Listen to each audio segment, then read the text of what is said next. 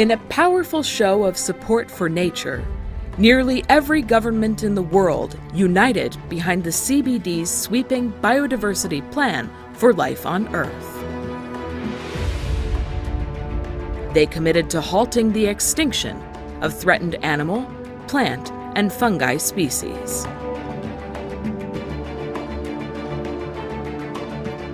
And in an historic first, they also committed to helping those species recover,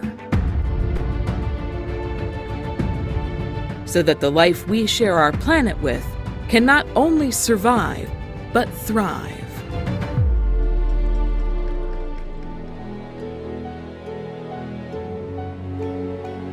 Making these goals a reality will take all of us working together. Reverse the Red is supporting governments, conservation experts, and communities around the world as they join forces to activate tried and tested tools and tie global efforts to local expertise.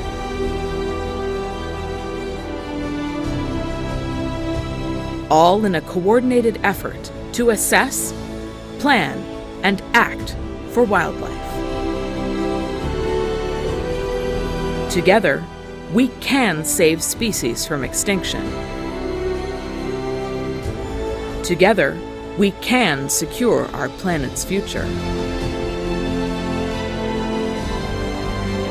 Together, we can reverse the red.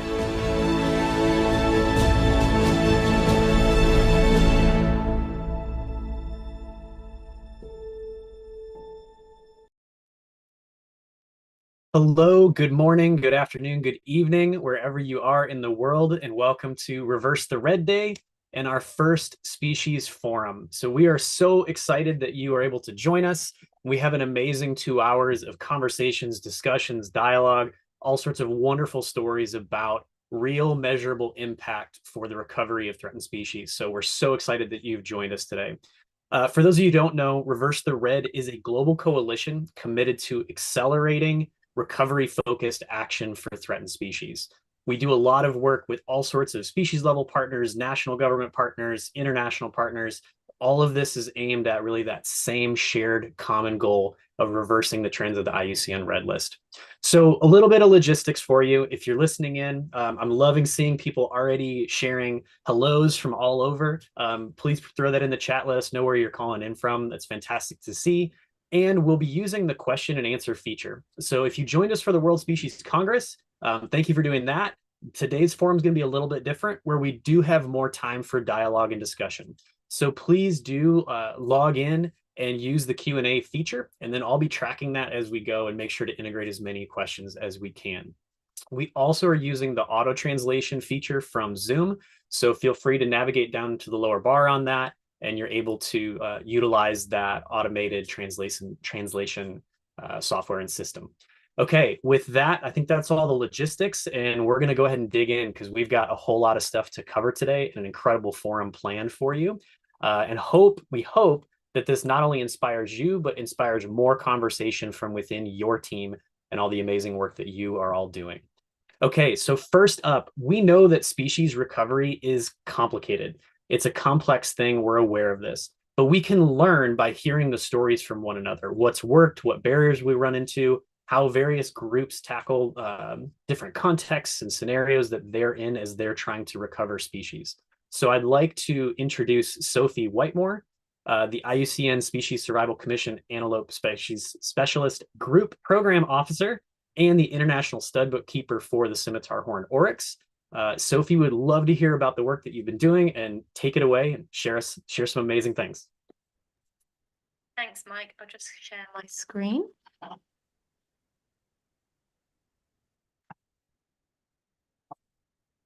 So hi, everyone, and thanks for the introduction, Mike.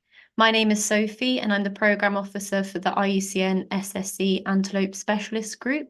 So today I have a fairly whistle-stop tour for you about the species pledge that we made a year ago and the work that we've done since then to deliver on that pledge.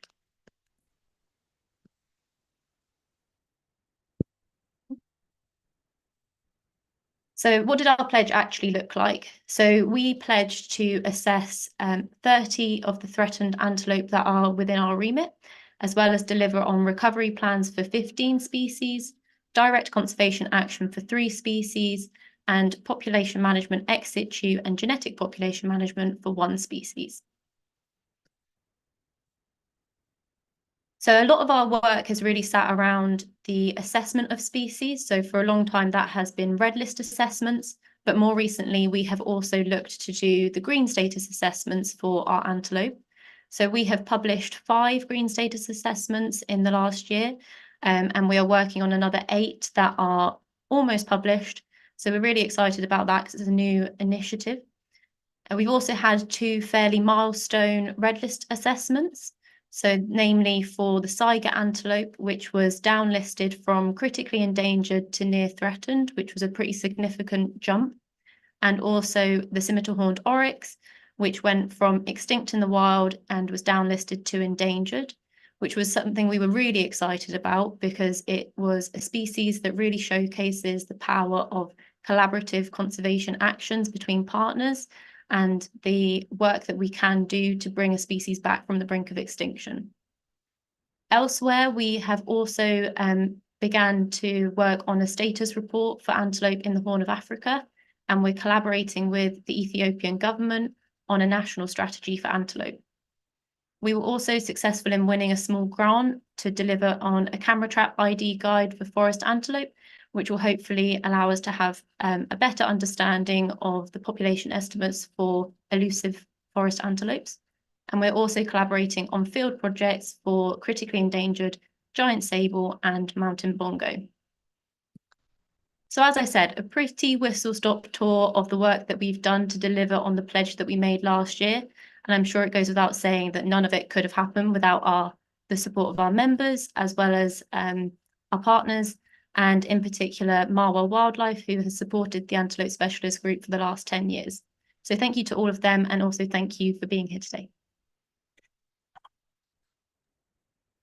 Fantastic. Thank you so much, Sophie. And if I can ask you a question on the spot, not that I prepared you for it, but I mean, that's so much work and requires so much collaboration.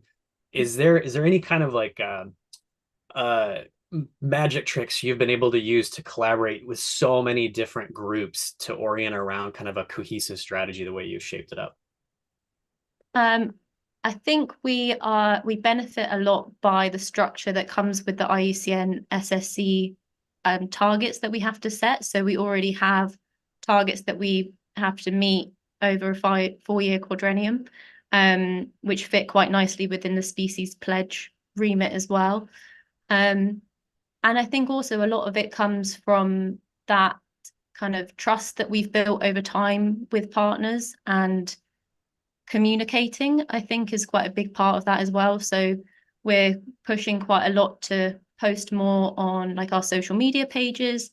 We have a newsletter that goes out every 6 months, and we try to keep up to date with our members.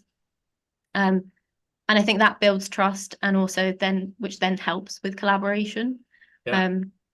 So yeah, I think that's quite a big part of it. Okay, fantastic. And then maybe one more question for you. Just, you mentioned Saiga really briefly, which is such a fantastic success. I mean, so much work that's gone into that over time. Is there any kind of big lessons learned or things that you've learned that you feel like are really applicable to a lot of the other antelope species? Things you've learned with that success story? Yes, and I think it's the same really for the scimitar horned oryx. Like there were so many people involved from so many different areas of work. I think particularly like with the scimitars, you had organizations in the zoo world that it wouldn't have been possible without them, but also you were collaborating with in situ organizations and government. With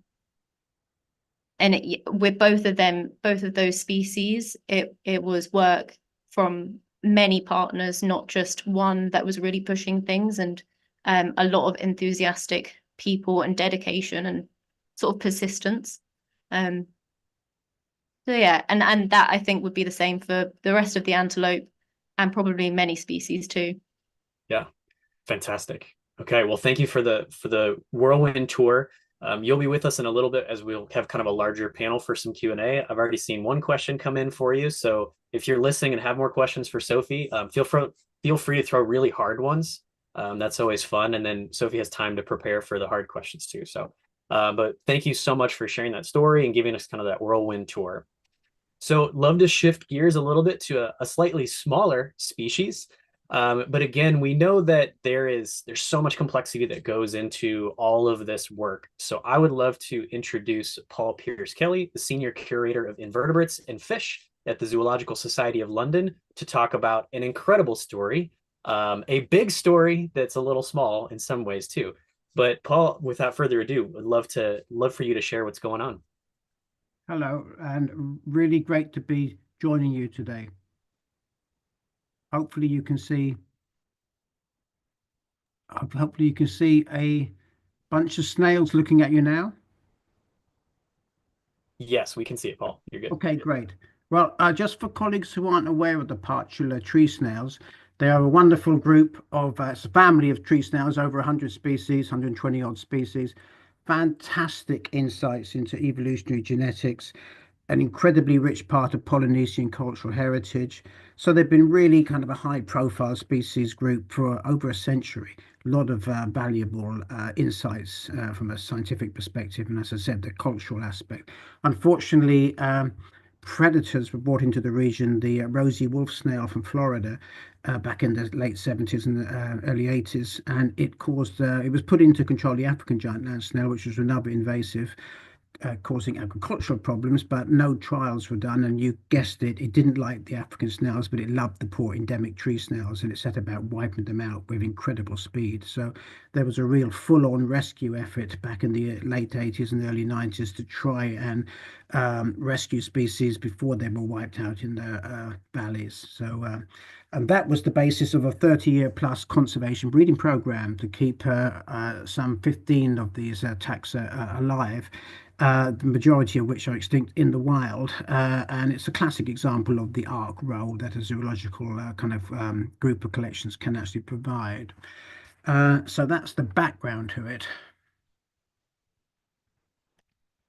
And just to reiterate, majority of the snails in the conservation breeding program are extinct in the wild, both species and subspecies, spread across 15 different collections in Europe and North America. So I think it's the only international conservation breeding program for an invertebrate. So again, kind of a pioneer in sort of that regard, and a real product of intensive collaboration. Again, the classic ideal way zoos can operate to really be a force for conservation, managing stud books. Even though they're small, still need all the kind of technical requirements that a rhino program or anything would need. Stud book management, you know, all there.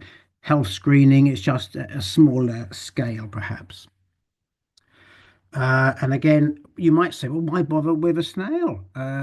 What's the value of that? But it's interesting that I've mentioned already, they've been a great insight into evolutionary genetics. But in the conservation world, we've been able to use the Partula program to develop much greater sophisticated ways of managing populations, group managed species, where you can't track at the individual level, where you're dealing with populations, maybe 100 animals. You don't really know what's going on, but you need to track growth and reproduction and fecundity, etc. So things like death rates. So partial little snails have helped us to do that, and that's really informed the wider conservation management community of how to do these things. The same goes for genetic analysis and management in group species. So those little snails continue to teach us a lot about the bigger conservation challenges that can be addressed, which can be applied to many other species, including in the wild. Yeah. Anyway, but what we wanted to do wasn't just to keep them in the breeding program forever. It was to try and get the reintroduction realized, get them back into the former range in French Polynesia. So the effort of that phase began in 2015, and it's been an ongoing effort, which has been a great success so far, touch wood. So we've been able to get the reintroduction program going. We've been putting them back into the field, marking, you can see, snails, and monitoring them over time. It's a bit tricky. When you first release them, it's quite easy. They're there in front of you and you can see your snails moving about, albeit slowly, but they zip about in the grand scheme of things. And not before too long, they're way up in the canopy and it's much harder to gauge are they actually persisting or not, even though you marked them. And we tried following them with cameras, etc. So, they have their own challenges. So one of the developments is we managed to work out, hang on, let's have some luminous UV reflective paint marking on them. So it really has transformed their ability to monitor them at night and in kind of gloomy forest conditions. So that's been a real aid. So it gives us more insight to being able to track the populations. Okay, so what you may be saying, are you just releasing, etc.? We've now released over 30,000 snails across 14 different taxa. So it's quite a long effort in terms of our numbers and number of species involved in the ranges that we've been working in. We're incredibly closely collaborating with the French Polynesian government. And we can now begin to see some really good success coming out of it. So you can see our snail up here, Partula tahiviana from Moorea, with a marking on it telling that that was a snail released into the wild. So that marking shows it hasn't been born in the wild. It's actually been part of the breeding program animals. Here you see down below an unmarked Partula tahiviana, which represents a real viable population that the last monitoring efforts showed last year, again in the release areas and expanding. So that's a real classic example of a persistence. So what works in conservation, it's always hard to know and to prove, but one of the key things is persistence, growth in the wild, growing up to reproductive age yourself as a population, and that's been a real kind of a real success indicator, at least for this species. And it's enabled us for the first time for a mollusk now to downgrade this extinct in the wild species to merely critically endangered, but that's certainly a positive trend in terms of what you want to see for this turnaround of species fortune. And again, it's informing the bigger effort for the wider species and predator management, etc. So that's been a real success. I'm pleased to say Dr. Justin Gerlach and myself and colleagues worked up the downgrading case supporting publication, and that'll be out in March. So we're looking forward to that. But you've heard it here first, colleagues. So again, just like any program, conservation success outcomes, really want a good up-to-date action plan, working with all the partners. The reintroduction, follow-up, closely kind of monitoring what's working, how can it be refined, management plan in place for all the breeding program taxa being revised with the latest best practice within the zoo community, genetic management, etc. Always being looked at. And again, I mentioned the IUCN Green List status assessment, including our downlisting progress and aims, which go far beyond just this single species. But the collaboration is totally key. So what makes this a success so far, touch wood, Partula were lucky. They were a well-known species, lots of collaborative researchers, again, working with evolutionary genetics and field work, etc. There was an early alert of the unfolding extinction threat. There was a receptive conservation community, the zoological community, the SSC groups, IUCN, etc. Key people were really engaged. There was a robust but yet flexible action plan, really pushing best practice protocols. It had relatively modest resource requirements, which certainly helped. But above all, it was sustained support, not just funding, but the technical support was really there the whole time. And that was totally key to success. And as you can see, the range of collaborating organizations really speaks a lot for the reality of what works. I should also say helping other species. Okay, so we're helping this group of species is not just about Partula. One of the big developments a few years back was the French Polynesian government held a Pacific-wide regional mollusk assessment and discussion symposia, where they looked at all of the region's challenges as far as terrestrial snails were concerned. And SSC colleagues there estimated that we're looking at around 6,000 endemic snails across these across the Pacific region. So a huge amount of biodiversity. And there's a real feeling that the majority of those species are facing very similar situations that Partula are facing to varying degrees. And yet it's unlikely that many of them are getting the focus they require. There's a little cluster of snails down here. You might see this is Partula gibba from the Marianas, which is again another species needing conservation assistance. But a real stark example in terms of helping other species, there's a real race at the moment underway to try and prevent the imminent extinction of Partula obesa, and that's an endemic of Wallace and Fortuna, which is another very remote island system, which has its own logistic challenges. But again, working closely with the Department of Environment there, we're hoping to try and realise some kind of ability to get an ex situ population while it's still time. All the predators threats are there facing it, unfortunately, so it's only a matter of time, probably this year, before in likelihood it will become lost. So can we outpace that extinction threat would be the question. There's another development going on with Partula, just colleagues would like to know maybe, is like an interim between intensive conservation breeding support ex situ and in situ environmental support, yet protected, rather not completely in the wild, and that's mini reserves, small tiny reserves, probably the world's smallest reserve, with this one being actually developed out on Moorea for Partulas. Some of the species, they tend to go down on the ground, and that makes you extra vulnerable. So this is a trial to see, can we have Partula species or any snail species in a semi-natural environment, but still having a degree of protection from the predators. And I should stress the predators again are the rosy wolf snail, but also the New Guinea flatworm, which has now been introduced all over the Pacific. So you'll never get rid of these predators, but they'll crash down to much lower levels. And then the key is, can you have biodiversity living in the presence of these lower levels? And we know it's possible, but these reserve approaches could be a real way forward for giving a degree of protection for some of those 6,000 odd species, which will otherwise probably never get the intensive conservation support simply because the resources just aren't there, etc. So we're looking at all of that spectrum of care. I should also flag up that regardless of any effort, a key vital action nowadays is to have biobanking, cryopreserved representation of as many of these species across biodiversity, but not least the snails, as is possible. We've lost certain species of Partula from the program. Fortunately, some of them reside in the cryobanks, but if we hadn't have taken that, not enough, but we need to make sure there's a really robust population representation in these cryobanks, and it may be the only representation of species in 50 years time, perhaps, from the majority of these species which are in these often remote and unfocused locations.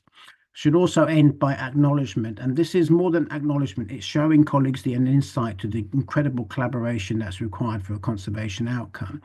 The conservation breeding and reintroduction community across Europe and North America working incredibly closely together with the SSC groups and under the regional zoo associations. Incredible collaborators across the French Polynesian government and research departments and individuals. Incredible, again, reflecting the cultural heritage that the Partulas have in terms of the value and the conservation efforts that go into it. Also, the research and the specialist groups. In particular, I must highlight the IUCN's Conservation Planning Specialist Group.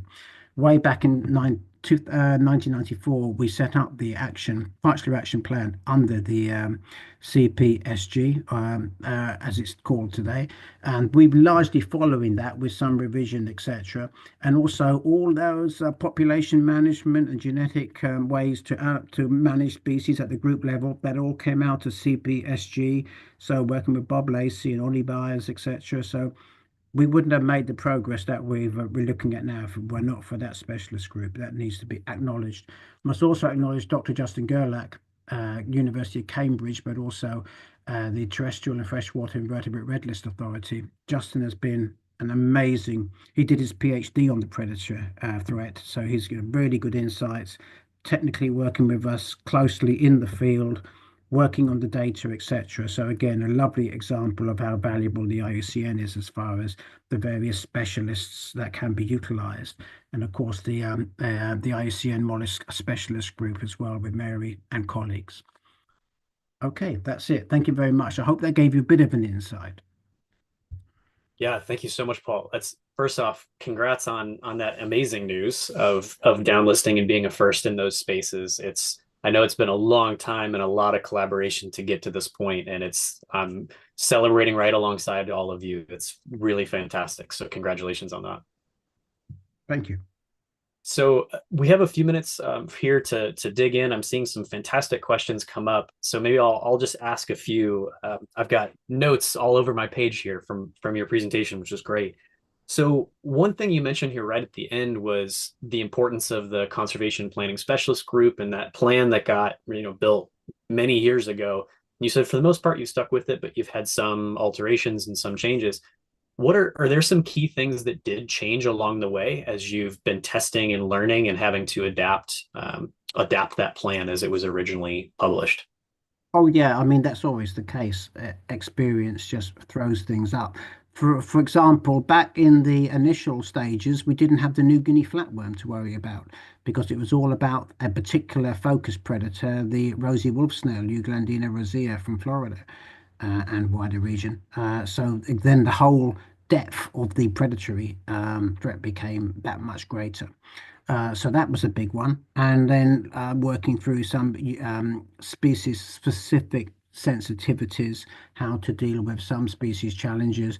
They were all kind of outcomes of the action plan because it told us what we needed to be thinking about and when we could refine that accordingly. So even though there were new things, the plan gave us a good kind of basis on which to expect new things. And we did our trial releases, not in the wild, but in botanic gardens, which is a nice example there of seeing, well, how are these long-term multi-generation animals going to respond from being in a glass tank to going back into a living plant again? So we did trials at Kew Gardens and a nice collaboration between the zoological community and the botanic garden, etc.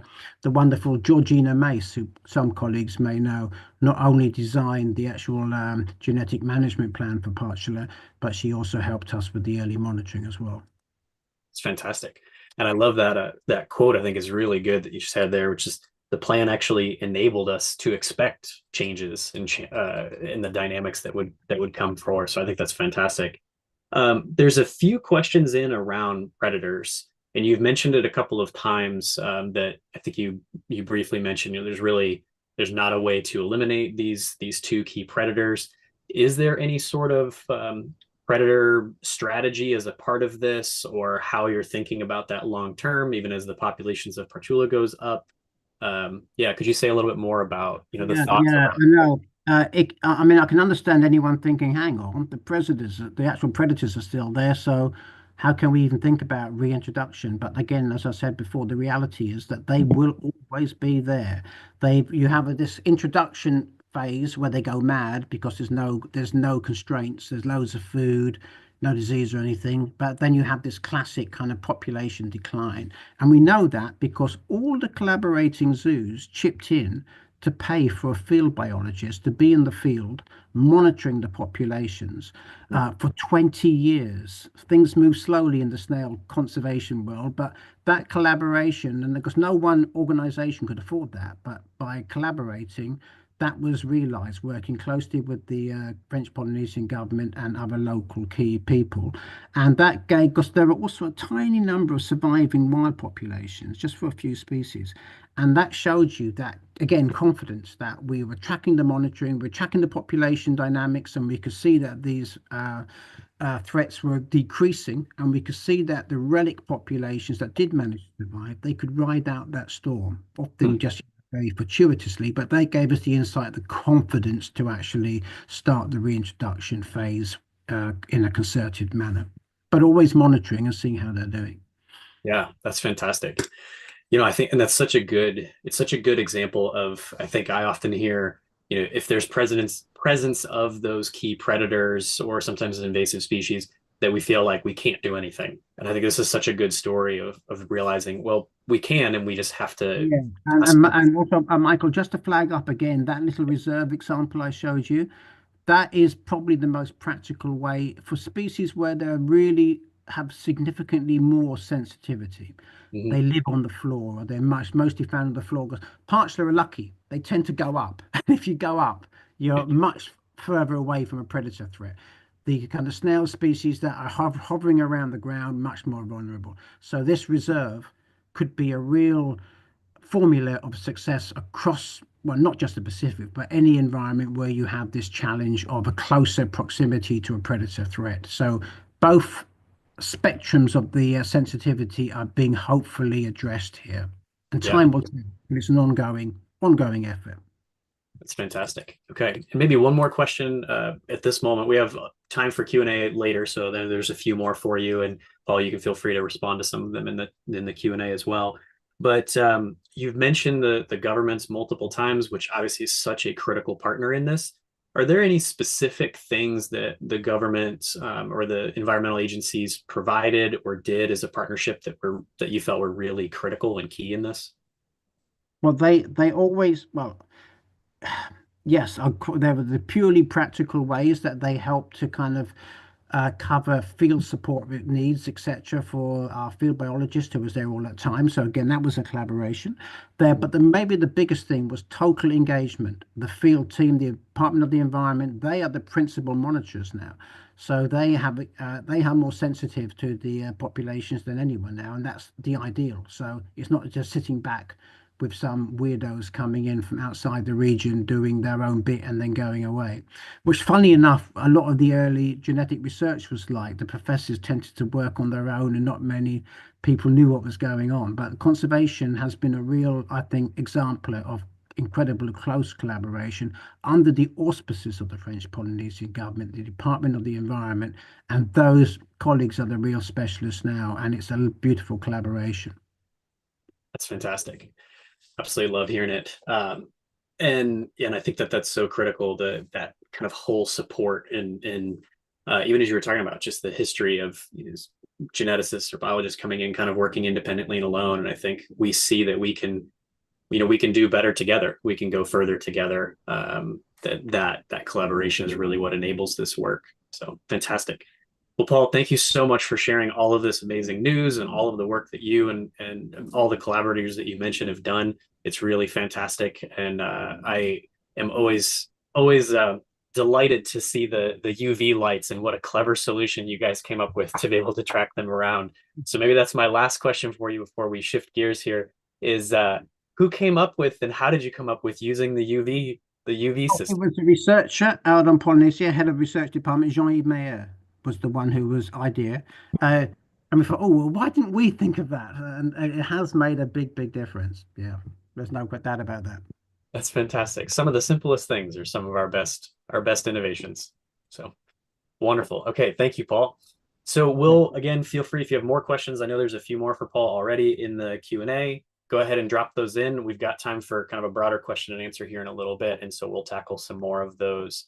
And Paul can head in there and answer some of the questions specifically as well. So what I'd love to do is introduce our next topic.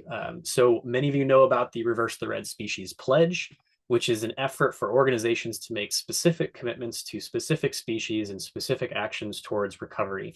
And so I would love to invite my friend, Beatrice Marauri, one of the biologists from the Cadereyta Regional Botanic Garden. We've been able to work together a number of times, and so I'm always excited to hear your stories and the amazing work that you all do there in Mexico. And so without further ado, we'd love to hear about your species pledge and the amazing work that you're doing. Thank you very much, Michael. Good afternoon, everyone. I'm very happy to join you today at the Reverse the Red Day 2025 and saying hi from Central Mexico to speak to you about some of the species that are included in our species pledge, which we signed last year in 2024, to include the 5 species that you are currently watching on your screen. 3 of these species, the 3 Cactaceae species in the center, are the reason why part of the region close to our botanic garden is considered a key biodiversity area. A common characteristic of these 5 species is that they are endemic, even microendemic, only known to 1 or 2 locations, and suffering from struggles to different extent. You can see the degrees of threat that they have in international and domestic lists in this slide. And well, that's probably because the territorial governance of the region is deteriorated, not to say broken. So an in-depth intervention is needed to mostly enhance bioethical values of local people that lives in the vicinities of these plants, so they can work together with us and with other institutions to impulse conservation of these species. Anyway, we have made collaborations with international and domestic institutions, for example, with CITES, CITES Scientific Authority, to do the evaluations of Ceratosamia hilde and Yucca queretaloensis in order to determine if they should be included in the CITES appendices, which has been the case. And other many species, these other Thecactaceae are just an example, which we have been conserving at the Botanical Garden and working for their conservation for many, many years. This is just an example of the indicators and actions that we have been able to use to measure impact. In the case of Mammillaria rara, for example, this is one of the most threatened Cactaceae species, not just in the southern end of the Chihuahuan Desert, which is our region of interest, but of all the Cactaceae. It's a microendemic species that we have been keeping an eye on it and actions for almost 20 years. And we have been able to measure the rate of reduction of the species to see how the populations have been diminishing or declining. And we have also been propagating the species along with Yucca queretaloensis, for example. We have been doing these actions to promote Target 4 of the Global Species Action Plan. Also doing storytelling and environmental education to every single user of the botanical garden in order to share the importance of these species and the importance of our actions to preserve biodiversity. Formal assessment of Mammillaria rara has been done in partnership with the British Cactus and Succulent Society, and the evaluation of Yucca queretaloensis was done in collaboration with the CITES Scientific Authority in Mexico, which is the National Commission for the Knowledge and Use of Biodiversity. We keep individuals of both species and of many others, but when speaking of these two, in the Botanical Garden collection, legally collected, of course, you can see the displays of these species in this slide. And one of the most strong activities in the garden for enhancing ex situ conservation of these plants is, of course, plant propagation. These plants are kept as mother plants to collect seeds and also to collect seedlings in the case of Yucca queretaloensis. You can see here the germination tray of Yucca queretaloensis on your left, and small seedlings of Mammillaria rara on your right. And you can see grown individuals of both species here. So these pictures were taken yesterday, so this is what is happening in the garden. It's a strong activity which we have mastered, I mean, the propagation process, but we need to be careful with the representation of the gene pool of both species because it could be narrow.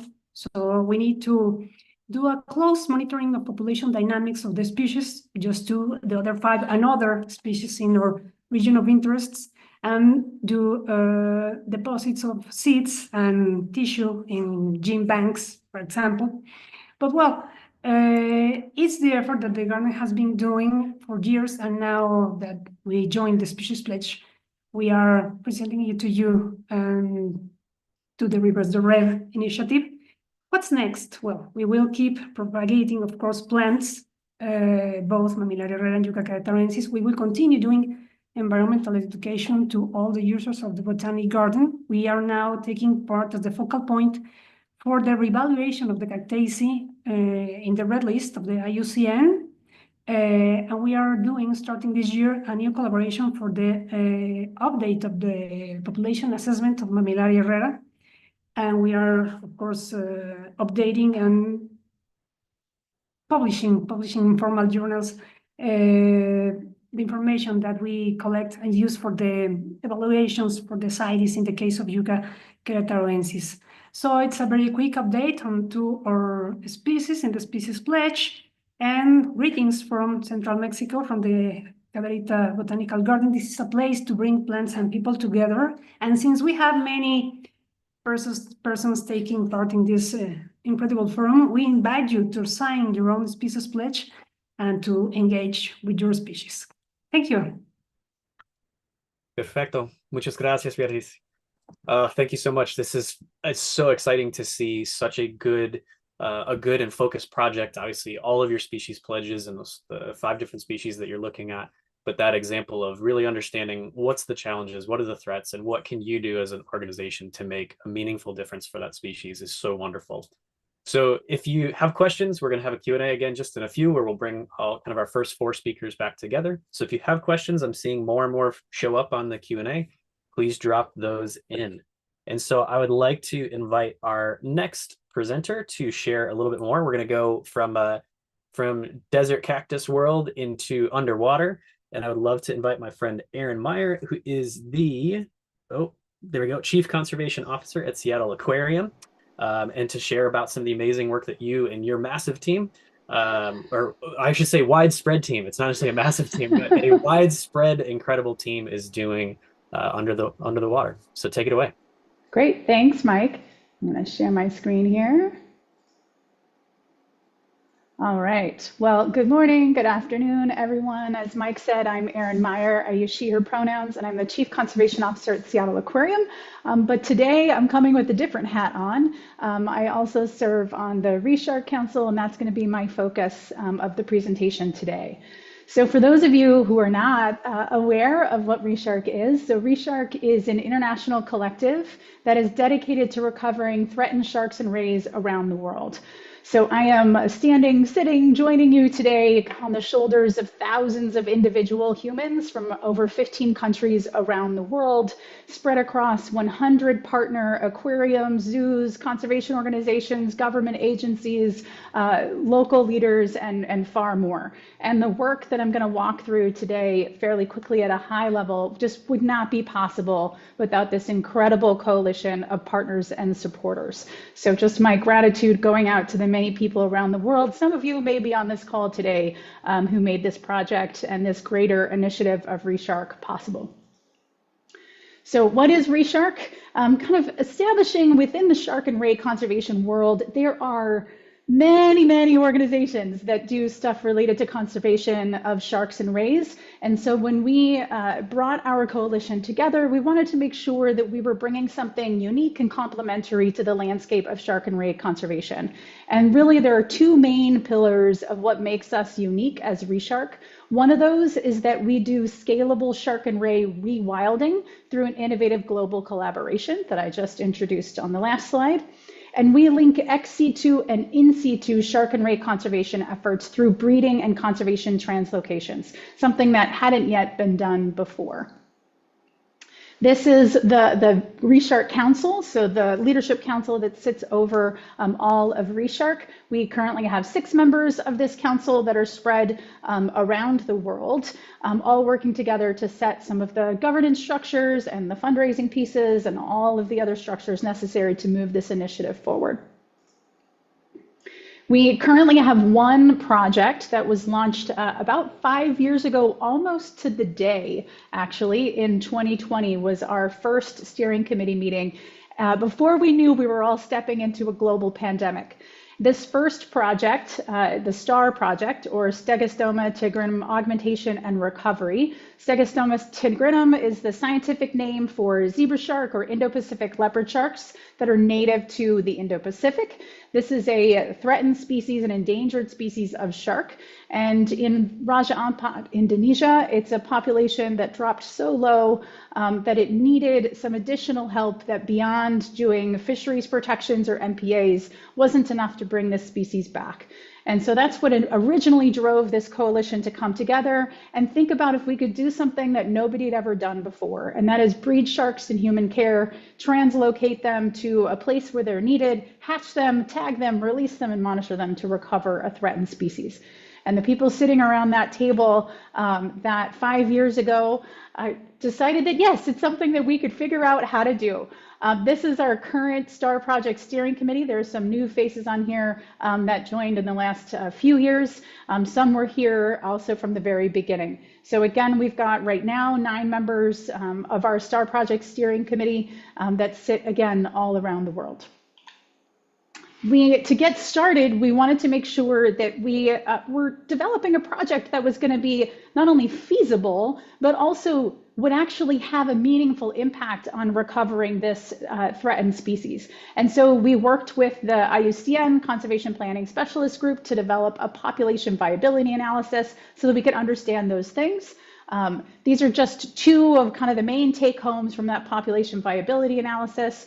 There are many pieces to help us understand feasibility and also whether or not it would have a positive impact on this species, but just pulling these 2 statistics forward for you all today. And I can share that full PVA link in the chat a little bit later. But what you see here on the left-hand side is that with the STAR project engaging in releasing animals, that we have an estimation of about 10 years to be able to recover the Raja-Ampat population of Indo-Pacific leopard sharks. In the absence of our intervention, that would take about 100 years for that species to recover in that area with a 23% risk of extinction. So the big take home there is that without us getting involved, there's a 23% chance that that species would go extinct, and with the absence of any of those perturbations in the population, it would take 100 years for that population to recover all on its own. What you see on the right-hand side lays out our target for the number of eggs we are hoping to ship over the next 10 years, and what that looks like down to the number that we look to release over that 10 years to recover this population. So how do we do this?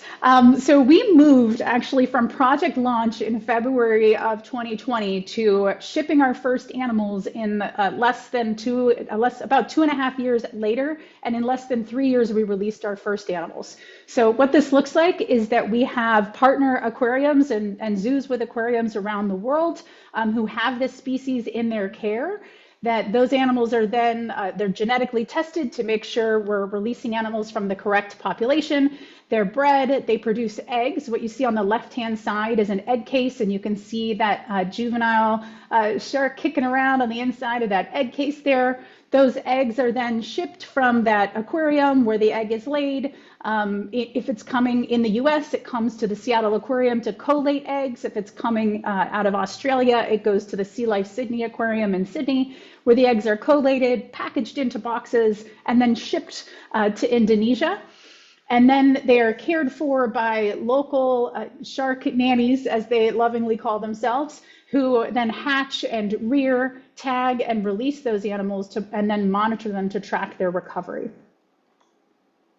So how far have we come? So last year we hit a fun milestone for us in releasing our 20th leopard shark. That was on October 29th, 2024. On the left, you see one of our social media videos that we posted last year, kind of marking that moment of hitting our 20th shark that we released. If we look across the entirety of the years that we've been shipping and releasing animals, you can see here that we have currently, we've had 5 different aquariums involved or 4 aquariums involved and another facility involved in producing eggs that we then ship to Indonesia. And this shows you then actually right now we've hit 22 sharks we've released, and we currently have 25 pups and a couple of eggs at our nursery still in Indonesia. So kicking that forward and excited to really scale up this year as we've now hit our stride with breeders. We've just onboarded the European Association of Zoos and Aquariums as well. So there's another several aquariums and zoos with aquariums in Europe. This is another really exciting example of something that this coalition did over the last actually couple of months. This We lovingly call the Great Australian Stegostoma, or GASI, for what we actually did is we collected semen from wild Indo-Pacific leopard sharks in Australia, and then we transported that semen to facilities to see if we can explore artificial insemination, because we want to make sure that we are maximizing the genetic diversity of the animals we are releasing. So this was an exciting new research project that our teams with collaborators from multiple countries were involved in, and another round of doing this work is going to happen later this year as well. A really important step, which is far more complicated to do underwater, I would say, than it is to do out of water, but an exciting step for us to explore.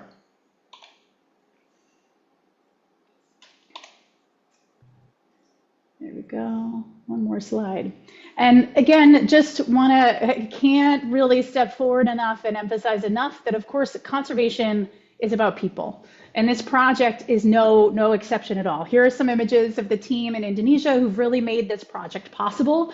And when it comes to shark and ray conservation, there are many organizations involved. There are hundreds of species that are threatened with extinction around the world.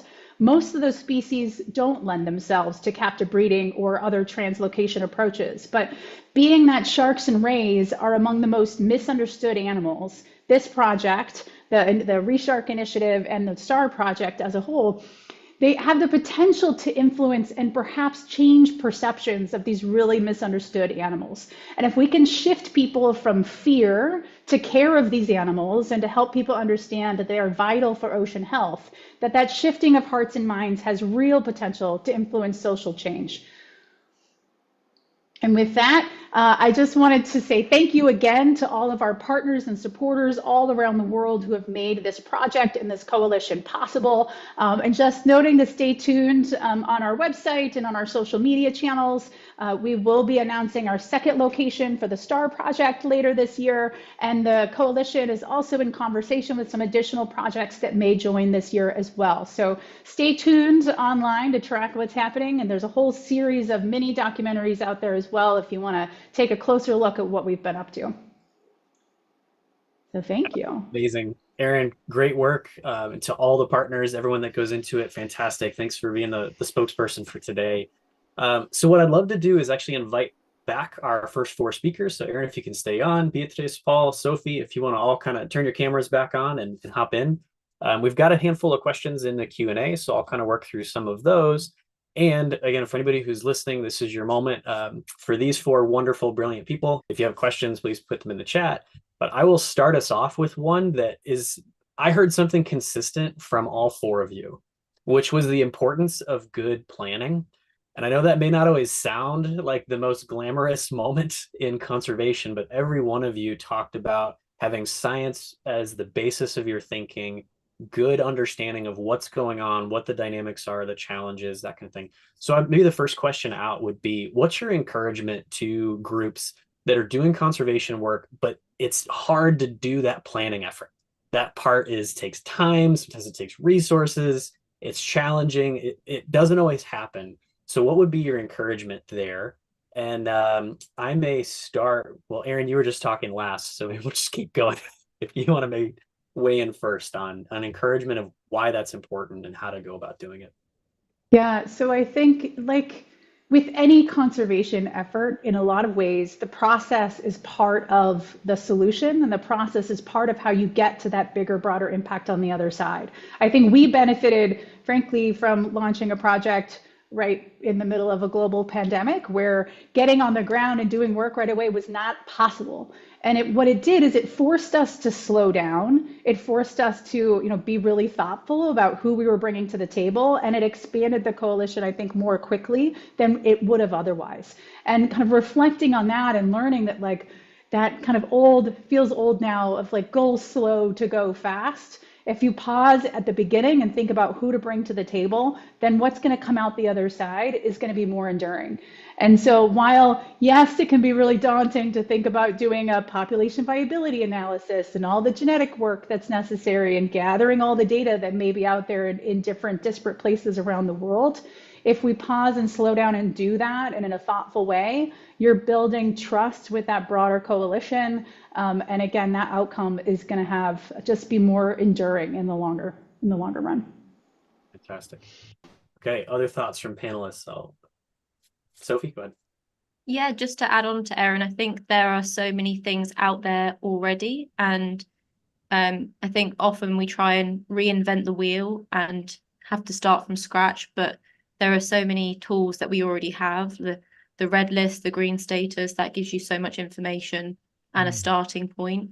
And I think also you have groups like the specialist groups, and you have species-specific specialist groups, but also the planning specialist groups and translocation specialist groups that have the expertise and experience that can really help and support and are really there to do that as well. There's no point us kind of sitting in our little specialist groups or whoever and not sharing that expertise and helping and just sort of taking off the burden. So yeah, I would say use those things. Fantastic. Okay. Beatrice, Paul, anything to add? Yeah, Beatrice? I would just reiterate what Erin and Sophie said completely. Yeah, we're very lucky there's a good community in place. Oh, if only we had an international group of specialists in all these different taxa and coordinating groups. Well, hey, we got one. So fortunately, that's there to be utilized, and it makes the world of difference. It's always resource constrained, but providing the relevant collaborators can do that, collaborate, then you're in the best possible place to go forward, regardless of the constraints. So yeah, again, it always comes back to collaboration in its widest sense. Fantastic. Beatrice? Thank you. I just wanted to mention that planning is as well a way to measure your progress. So you set properly your objectives and your goals, and you set it against a timeline, and you know who is going to take part in each or to partner with each part of your duties.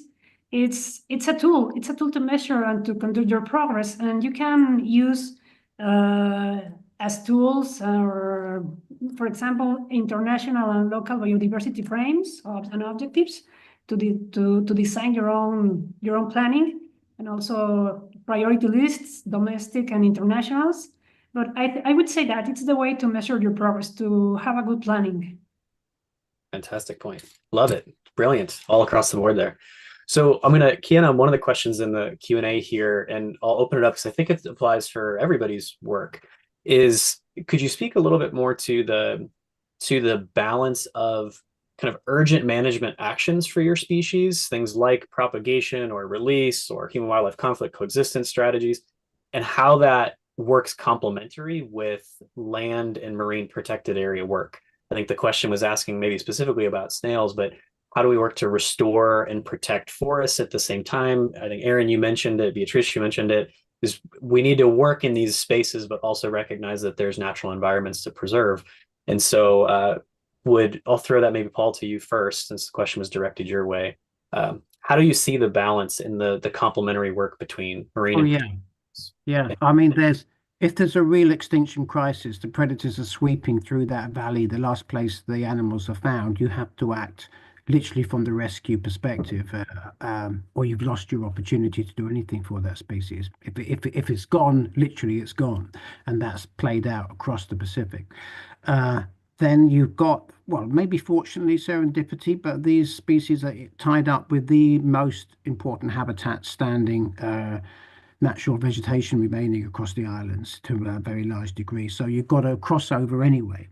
You've just got invasive species dynamics to deal with. But if the link to habitat protection is all kind of part of best practice management as part of a wider governmental plan for how the region's conservation is actually managed, and then your species fits within that context. So the spectrum again, it's all been covered at the same time, but you've just got different elements going on depending on the criticality of the urgency that's facing you, which is exactly what we've got now with Partula obesa out on Wallis and Fortuna. Everything's playing out there. If it's not rescued, it's going to become lost to the world. Yeah. Wonderful. Beatrice, maybe throw it to you to weigh in on a similar question. How do you balance land protected areas with the work on these different species? Well, we have a special, in terms of natural protected areas, speaking about the species in our species pledge, they are not in a natural protected area. That's a challenge. That's a challenge even more challenging for those species. And it's a balance that need to be found with local people and also another local and domestic institutions to take part on it. I mean, ex situ conservation and propagation is just one part of the whole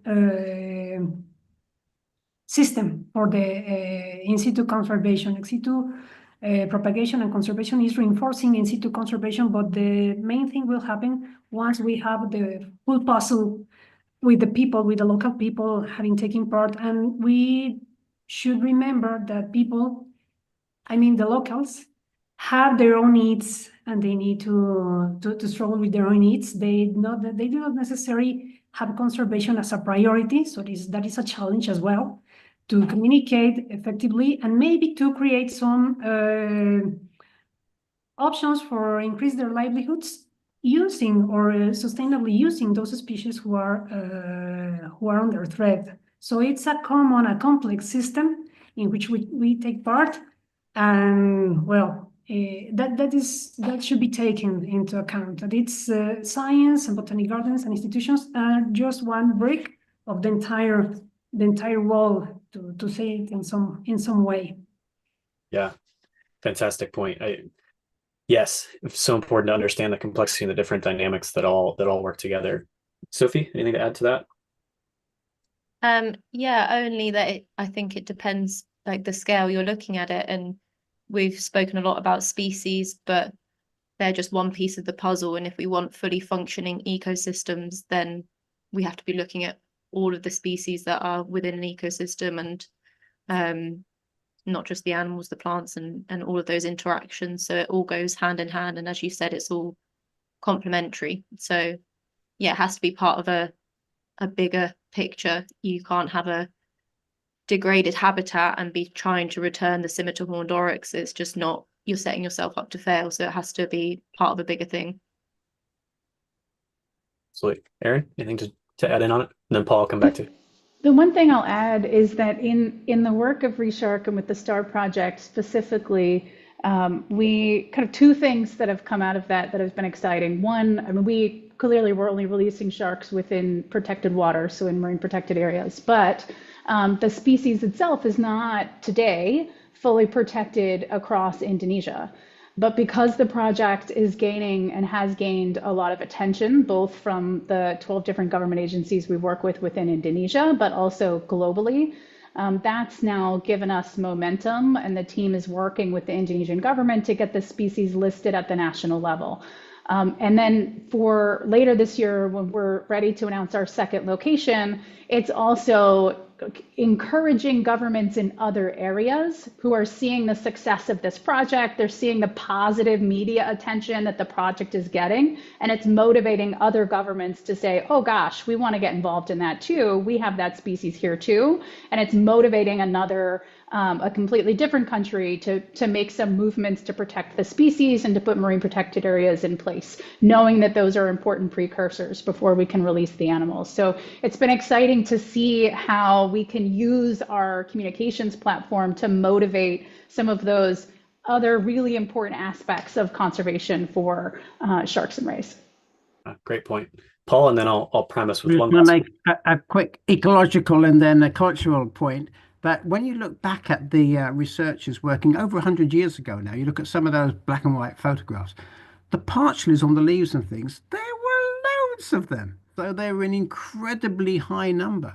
And the feeling is these little critters probably had a really important forest ecosystem role in terms of forest health, recycling and disease control, etc. So you may just have a real keystone species on your hands and not even know it, yeah? But I'd also make the point that another link to habitat is parchlids are also quite good on degraded land and compromised environments. So they can also be quite robust, which gives you confidence that you've got a fairly sturdy species that may have some things in its favor. But also the cultural associations are really important to kind of remind ourselves as well. Parts of Tahitiana is named after Mount Taihia, which is linked to a rich Polynesian cultural story and all kinds of fascinating stuff around it. So I think the cultural links as well become part of the land value recognition as well. So habitat and species and in situ, ex situ, providing, again, everyone is involved and see a degree of engagement, then I think you're in a good place, or at least in the best possible place in a kind of very, crazy world. Yeah. Okay. So one last, like a one sentence response from everybody on this last question. So if you had the chance to encourage someone who's working on a particular species and they want to have a greater impact, what would be your quick encouragement for them as they pursue having a greater impact in their effort? I know, very hard question. Didn't prime this with anybody at all. Sophie, you're unmuted, so you can go first. Oh no. You've really just thrown that at us, haven't I you? did. I really did just throw it right at you. So well, I would say speak to a specialist group that, in your species area, because they'll be able to give you pointers, and it's a good starting point. it's a great word. Thank you. Okay. Paul, what's your one Well, I sentence? would just flag up again the point that there's a lot of support out there in terms of experience, and no matter what species, and never be daunted by the fact that species don't have enough support. If you are really drawing out that kind of value and things, that's not a problem. And I would also flag up cryopreservation is super important. That may be the only conservation help many elements of our biodiversity will get. So don't forget cryopreservation is a core conservation action. Love it. Okay. Aaron, you unmuted there? Yeah, I would say think creatively, because there's no organization, individual, local community that isn't needed to move forward conservation of a species. So don't bog yourself down or restrict yourself to only talking to the kind of the standard voices that you might think of bringing to the table. Great word. Beatrice. Okay, oh, well, it's sort of similar to what my partners have said. To connect with the specialists, but also have a wide perspective. Keep informed, keep updated, keep posted with international groups and international biodiversity frames. Plan and follow your plans and have grit. Thank you. Absolutely. Thank you all so much. The work that all of you are doing and all of your teams is amazing and it's inspiring. And we need to, we all need that hope. We all need that reminder that it's possible. We can make movement, that together we can reverse the trends of the red list. So thank you all so much. If you have a few minutes, I know there's a couple of specific questions, I think, for a few of you still in the Q&A. So you can drop some chats in and explain things about the UV light or whatever, whatever the questions are still out there. But thank you all so much. And we're going to shift gears. So this next piece, I would like to play a quick little video from one of our incredible partners, Tanglebank Studios, talking about some of this fantastic coral work that's going on in the world. Coral is the foundation species that all of the other animals and plants and algae build from. Without coral, you lose a whole ecosystem.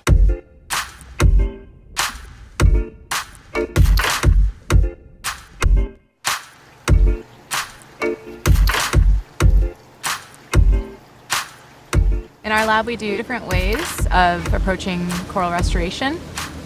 One is selective breeding. You first have to identify which parents are thermally tolerant, and we bring those into the lab and expose those to heat stress. We ramp the temperature up and then we bring it back down, and we can assess a coral's resilience. We're seeking out these resilient corals so that we have insurance in the reef. We can see how the corals are going to do in about 70 years from now.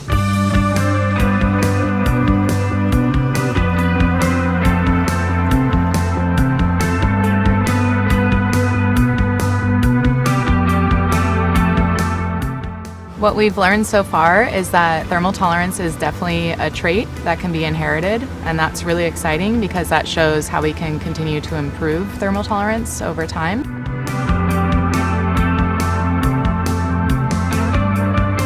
With known thermally tolerant corals in the reef, they make those reefs more resilient, and that's our hope.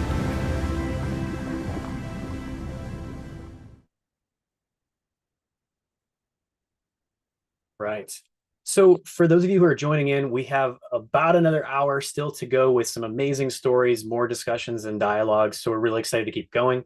I wanted to take just a brief moment to share a little bit about some of the cool stuff going on within Reverse the Red. So if you're unaware, Reverse the Red is a global coalition igniting and accelerating strategic recovery-focused action. And we're looking at how do we make realizable action happen for threatened species, and how do we support governments and the many agencies that have made these large biodiversity commitments, and we can help them realize these goals. So for us, we really believe at our core that together we can reverse the red. We've done it before. We have the tools, we have the resources, knowledge, insights. You've already heard 4 amazing stories about real action that's making a real difference to reverse the trends of the red list. The question is, can we do it at pace, and can we do it at scale that's large enough to counter the kind of loss we're seeing in the world for biodiversity? I believe that we can. That's why we exist, and that's why we're so thankful for all of you as partners that make this happen and are contributing to the goal of reversing the red.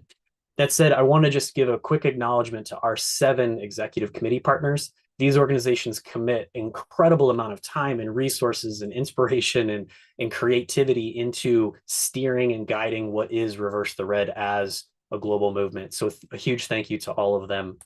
So framing up the strategy really quickly, what we have going on right now is that 196 countries have agreed to the Global Biodiversity Framework, right? We have a series of goals to recover biodiversity by 2050, and we have 23 targets that are set to be delivered on 2030.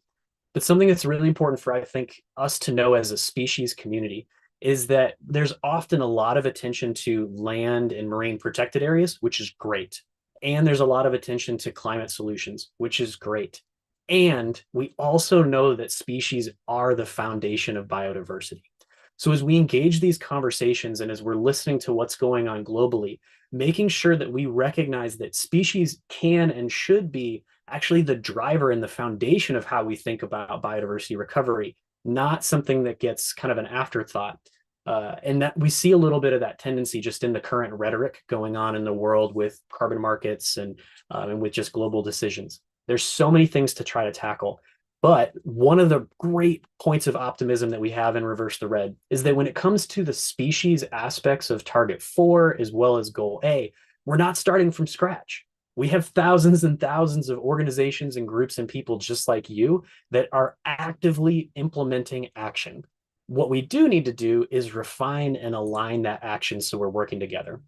So in Reverse the Red, this is the simple strategy that we think about, is that are we all aimed at the same goal? Are we halting extinctions, reversing declines, and recovering species? Is that our aim? Is that what we're designing our strategies for? And at the international level, national and local level, are we all aimed towards that? And then are we aligning our efforts? So we know that oftentimes the international conversations like the Global Biodiversity Framework, things like the Global Species Action Plan, the Global Strategy for Plant Conservation, there's all these amazing frameworks that we can leverage and we can utilize. At the national level, are we aligning? Are our national biodiversity strategy and action plans considering these tools and these resources and frameworks that already exist for species? And at the local and species level, are we tracking and paying attention to the kind of metrics and data that our national governments need in order to deliver on and report their success within these targets? And that's really where Reverse the Red comes in, is we want to share these success stories. We want to talk about tools and best practices and innovations and collaborations. We also want to amplify success. Like Aaron was saying, seeing success with the ReShark program in one space starts to inspire more countries and more areas that this is possible and we can do it. Success really does kind of breed success. There's a reproductive pun there for everybody. But this is what we're in, and we're all in it together, right? Together we can reverse the red. And what that means is that each one of us needs to take responsibility for this piece, which is moving away from random acts of conservation kindness, but instead mobilizing strategic and coordinated action. We can do this. So just a few things to share. So many of you, we've already heard a couple of stories about the Reverse the Red Species Pledge. So we are up over 4,000 pledges already. We have pledges all around the planet. And what this does is it's a tool that allows us to understand, what species have committed actions for them, what threatened species need action that are not currently being addressed, and it allows us to increase collaboration. Every one of these stories talked about the critical nature of collaboration and how this all comes together. And so that leads to one of our other initiatives that is our national recovery networks. So we have over 30 countries where we have a civil society network committed to species recovery and committed to supporting the national government in this work. And these are made up of IUCN Species Survival Commission National Species Specialist Groups, which we're going to hear a little bit more about here shortly. It's made up of Centers for Species Survival, all sorts of different mechanisms and structures, Botanic Garden Conservation International tree assessment groups. But at the core, it's recognizing that together we can do this work and we can do it at pace and we can do it at scale. So I want to announce just one really exciting thing that's coming. Well, actually, two exciting things that are coming up. So one, we are in the process of working on the NBSAP medal, so National Biodiversity Strategy and Action Plan medal.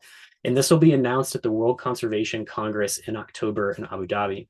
What this is where our team is looking at all of the current national government NBSAPs, and we will award per region the top NBSAPs that integrate and are showing good strategy around species recoveries. And so we want to honor and highlight those really good national strategies to do that for species. So that'll be happening in October. We're very excited about that. And then the other thing that we're excited about is that we can officially announce the Accelerator Award. So for any organization that has made a Reverse the Red species pledge, you can apply for the Accelerator Award.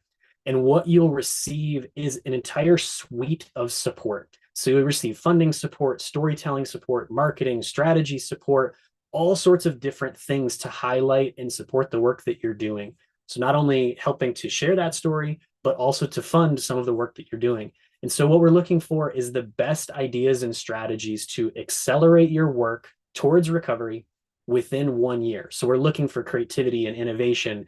We're looking for ways to speed up the work that you're doing, because we see so many incredible pledges, and we know that sometimes there's just little hurdles. If we can apply a new technology, or we can test a new thing, or get an intern to focus on this one part, we can really increase the pace of the work that we do. So those are some exciting things that are going on in Reverse the Red that we would love for you to be a part of. Making the species pledge, if you haven't done it yet, would be one of the best ways to get in touch with us. Make sure that you're signed up and paying attention to all of the storytelling work that we do. We have ongoing webinars throughout the entire year. So any of these are ways to connect and be a part of Reversing the Red. So with that, I just want to thank you for being a part of this story, the one where I really do believe that we can change the course of history for the benefit of all living things, and that together we can reverse the red. So with that said, I would love to invite my friend Mike Hoffman to turn on his camera, and we'll engage a little bit of a dialogue here. And so Mike, welcome on. It's great to see you. Okay, sound is working. Morning, afternoon, evening, everyone. Thanks for a great session so far. Absolutely. Okay, Mike, so you are the head of wildlife recovery at the Zoological Society of London. As we've gotten to know each other, I would describe your wisdom as broad reaching. You seem to have a really good, no pressure for your presentation here, but you have a really good sense of all of the complexities that go into species conservation and some of the different frameworks and formats and agreements, and how do these things all connect? Because it can be really messy, I think, as a conservationist, trying to understand your role within this bigger context. So maybe just to start, could you give us a little bit more of your role, your background, and kind of how you approach this space? Yeah, so thanks for the introduction, Mike. And yeah, once again, absolutely banging session. It's been brilliant listening to some of these inspiring talks, and and also just seeing the incredible diversity of folks. I mean, I'm seeing folks from Trinidad and Tobago and Nigeria and all over. It's really fantastic. It can be a bit daunting, I think, when you first kind of enter this space. And I think for many people, one of the most difficult things is these, we make big reference to things like the Global Biodiversity Framework and what are arguably some really ambitious commitments that countries and society have agreed to. And it can be sometimes quite difficult relating that to our our work on the ground. How do we as individuals, how do we as organizations, how do we as societal actors make a difference? What are we going to do to help achieve those ambitious targets? And I think that is an important thing for us to reflect on, right? Sometimes there can be a tendency, you leave these big international meetings, everybody's very celebratory, great, we've got this big commitment, right, it's off to governments to go and sort the problem out. But it's not, right? This is a collective responsibility. The wording that is used within the Global Biodiversity Framework is a whole of society approach. And I think that's something that we have to embrace.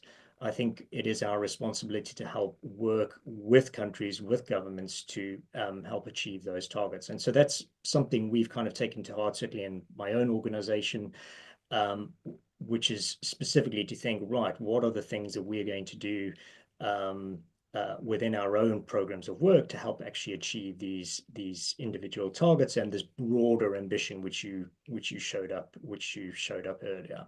But yes, it can be a bit daunting because I think that the complexities are often in unpacking the details that are captured within that wording and trying to understand the nuances and arriving at some common understanding as to what it is that we actually need to try and achieve.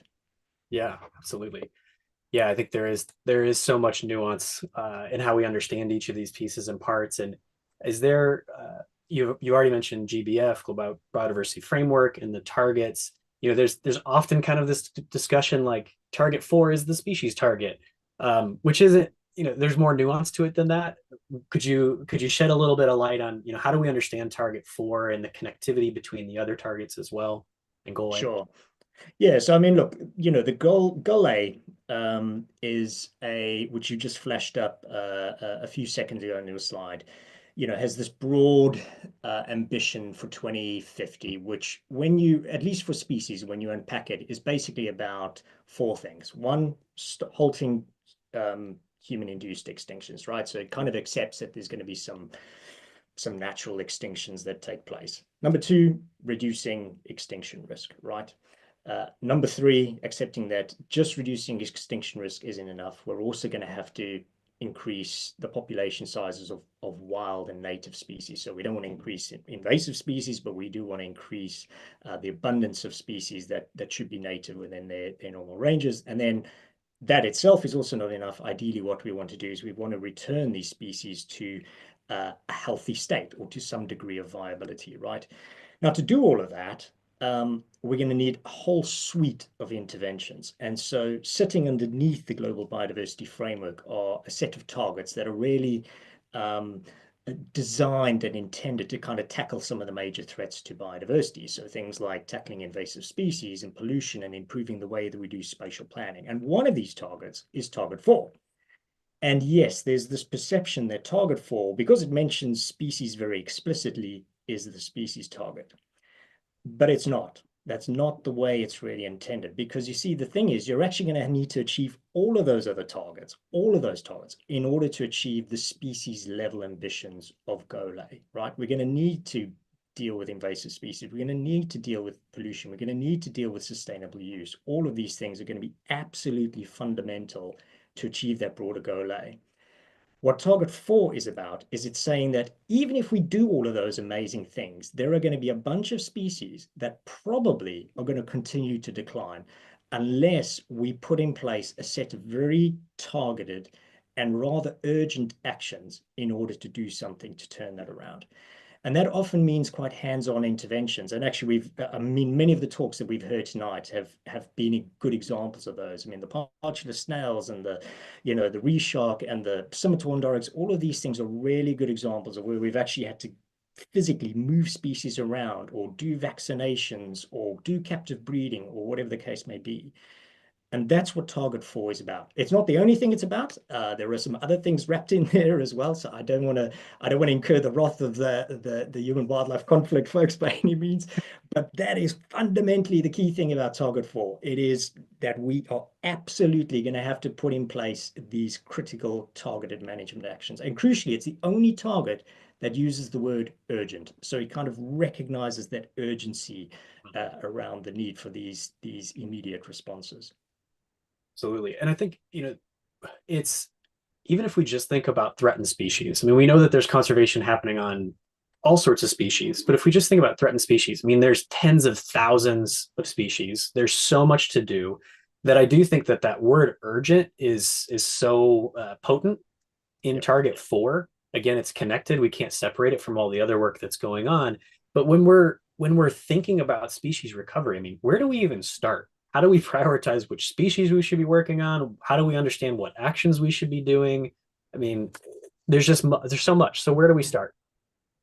Yeah, it's a great question because, again, like I said earlier, it can be daunting. So I'm going to actually, just for a second, I'm going to beg your forbearance, and I'm going to share my screen because I think this is actually quite a good starting point and probably provides a useful pointer. So this is a piece of work that was done by Ricky Bolam and some colleagues a couple of years ago. And basically what they did was they tried to, it actually preceded the adoption of Target 4, but basically what they did was they tried to preemptively identify the species that Target 4 was essentially identified for.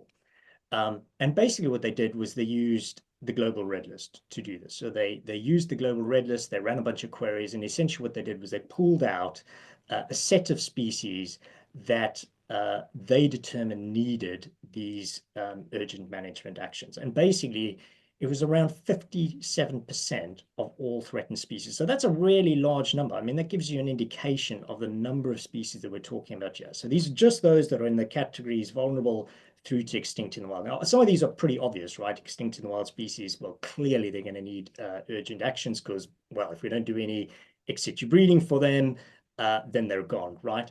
But there's a whole bunch of others here, and you can see at the top there, in particular, the actions that are going to be required to deal with things like the threats of invasive species and diseases. So I think the red list is an excellent starting point for this kind of thing. I'm not suggesting it's the only starting point, and by no means am I suggesting that you need to use only the global red list. There are some exceptional national red lists out there. I'm a South African.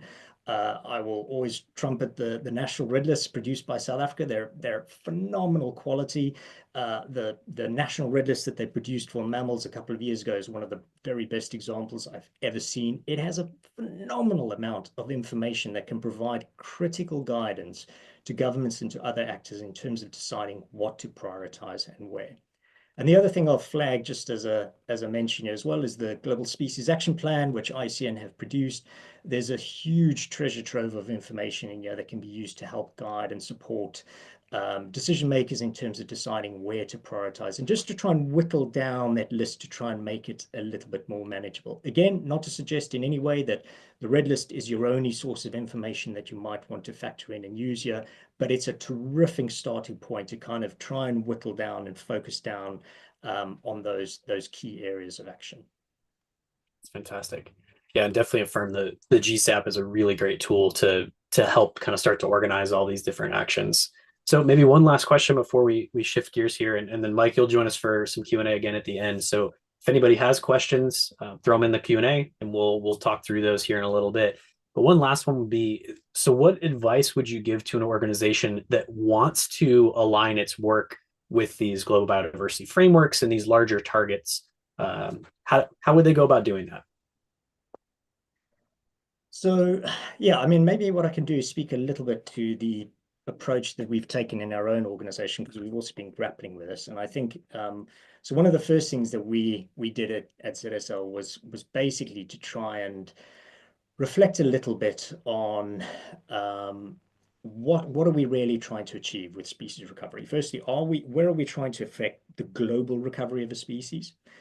Where are we working with partners to really work across the range and to deal with threats across the range such that we can actually effect that kind of a recovery, versus actually where are we working in places that we might only be able to achieve population recovery, perhaps at a site or in a particular region.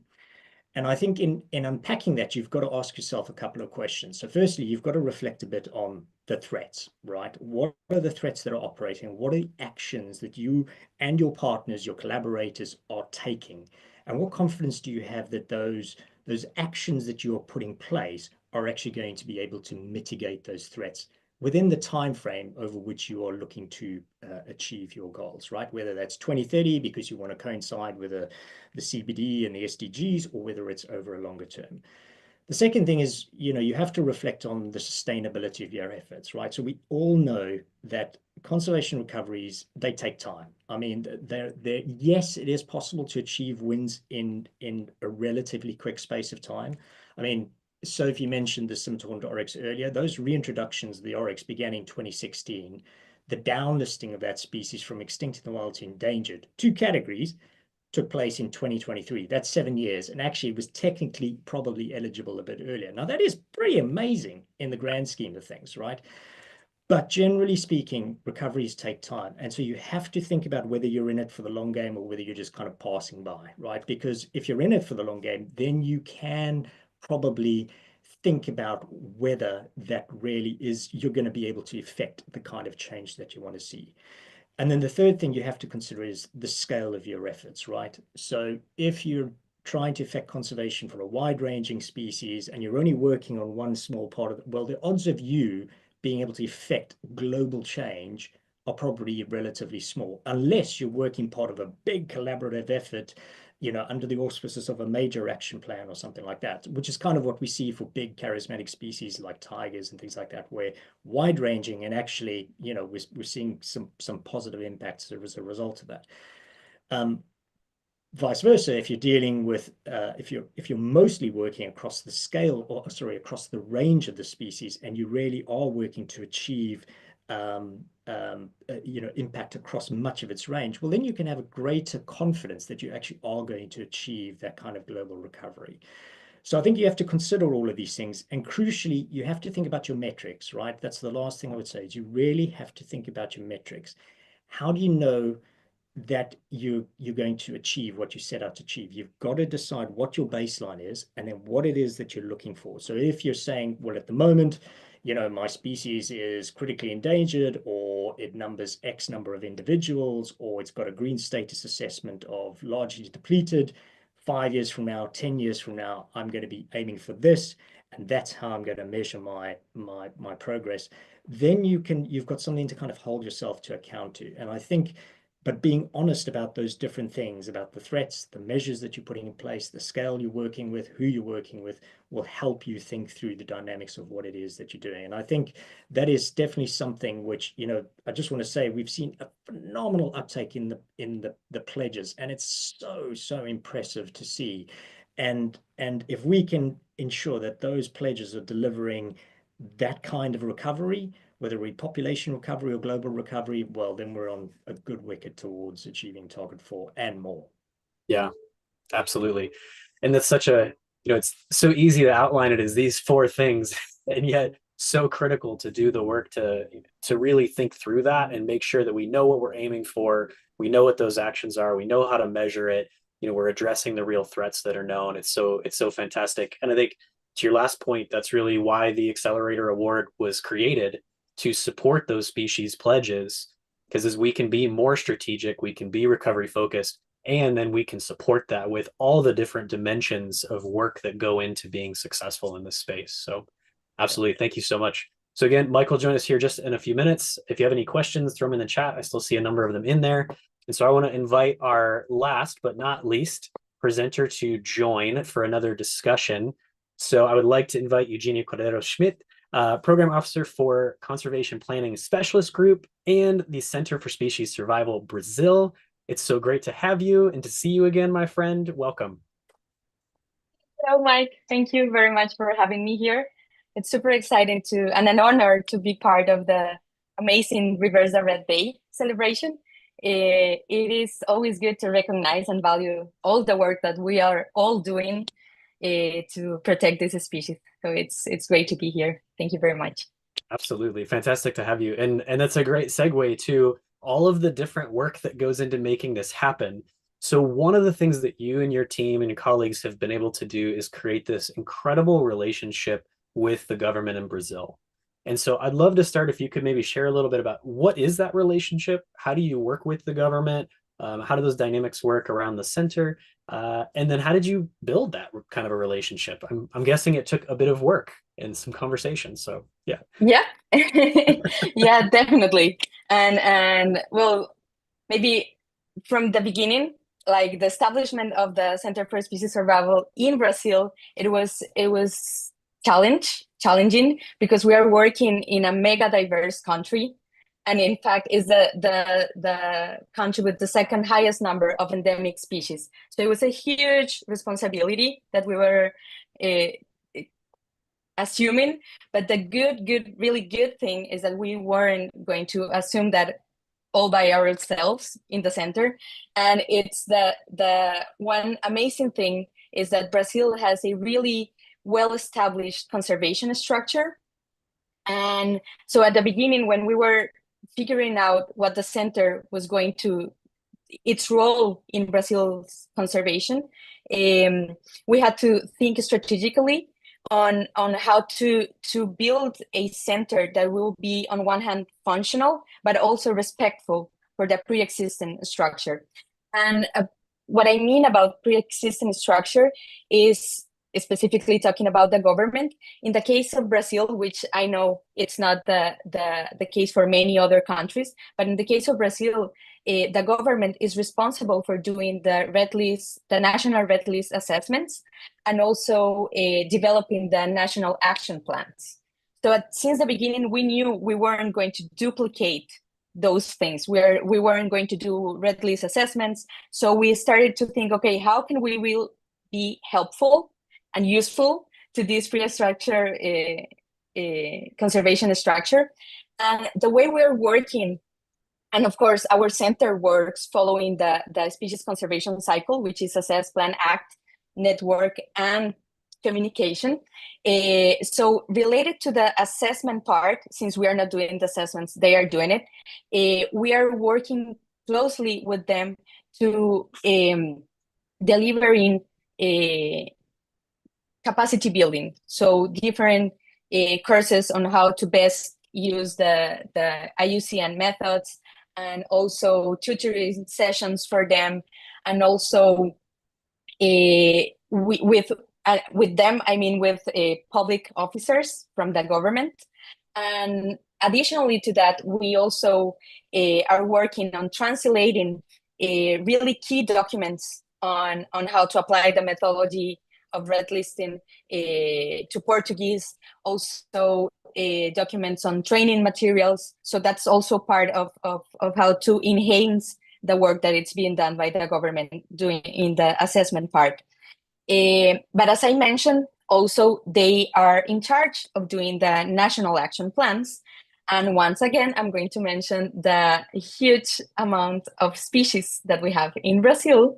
And of course, they cannot manage of doing thousands of national action plans. So they generally, what they do is they do big national action plans that cover lots of species.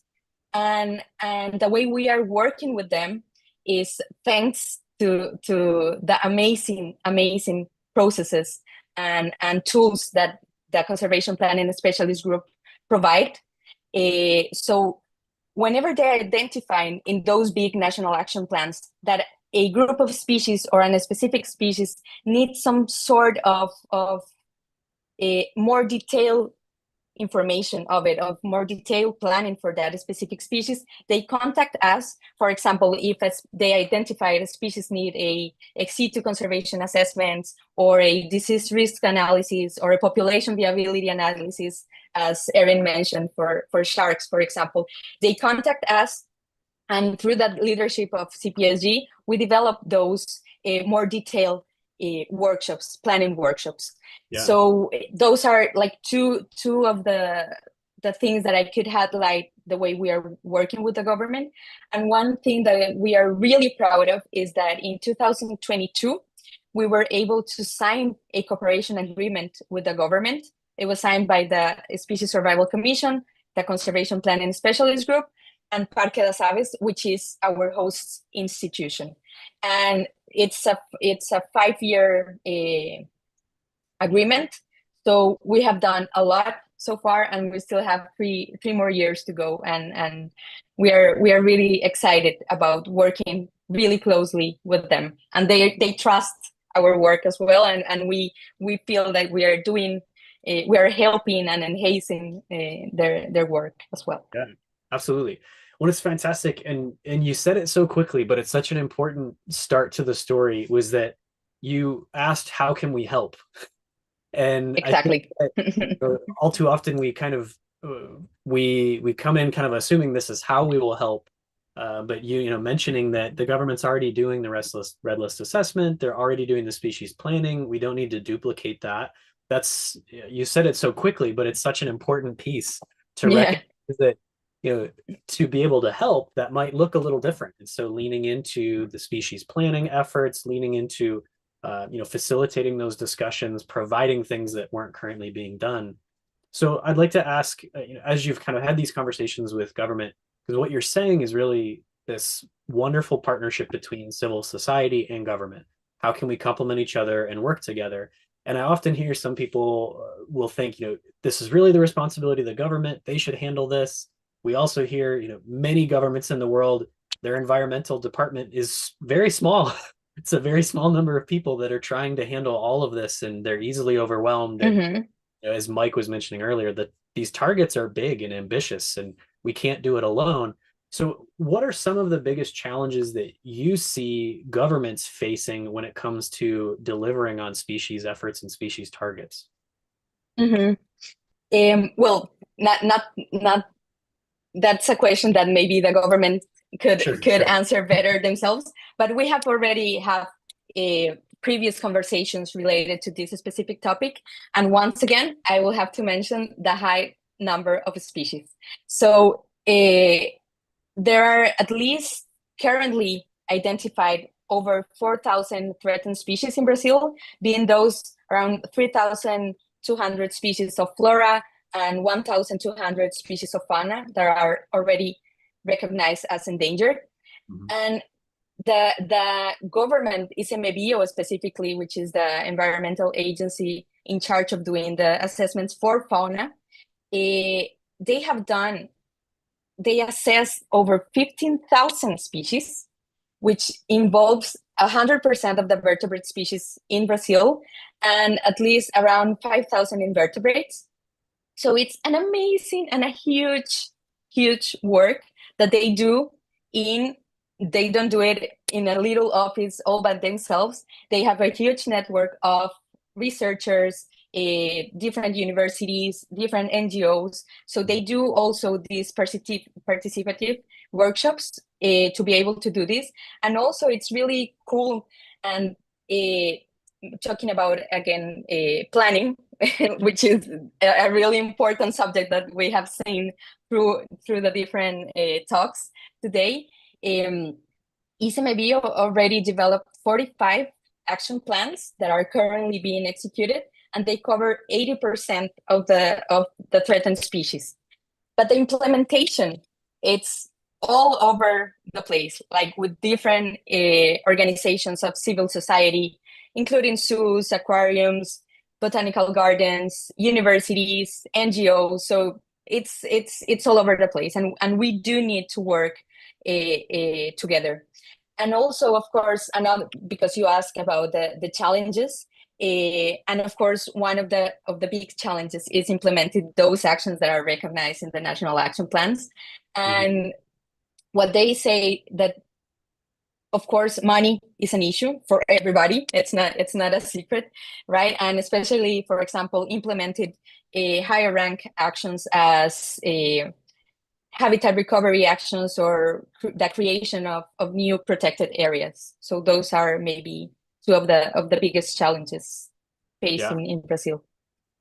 Absolutely. And you kind of started to hit on it a little bit. Where I was going to ask next was, you know, moving from I do think it's really impressive how much assessment and planning has been done in Brazil, and with your partnership and all the many researchers that combine. So that even in itself is unique. I think that's a model that many other countries can look at.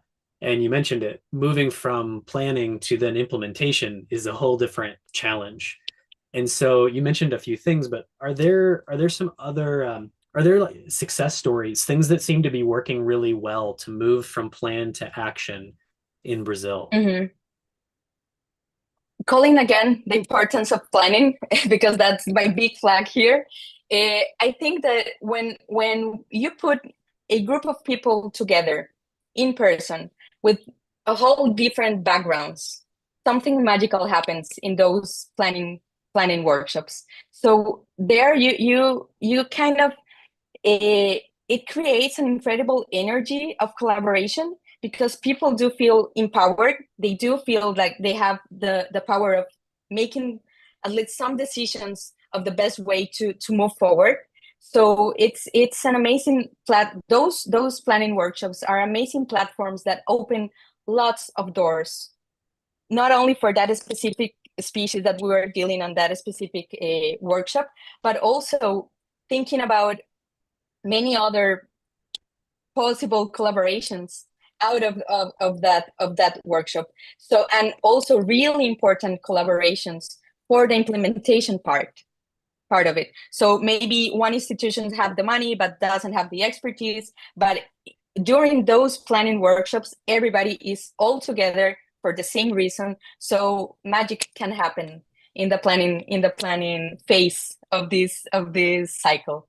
Yeah, absolutely. And I've been really fortunate to be in those rooms when the planning is happening and seeing how, I've often been in a space where everyone who comes in from their different organizations or universities, NGOs, governments, all kind of comes in with their own priorities and their own agendas, which is expected.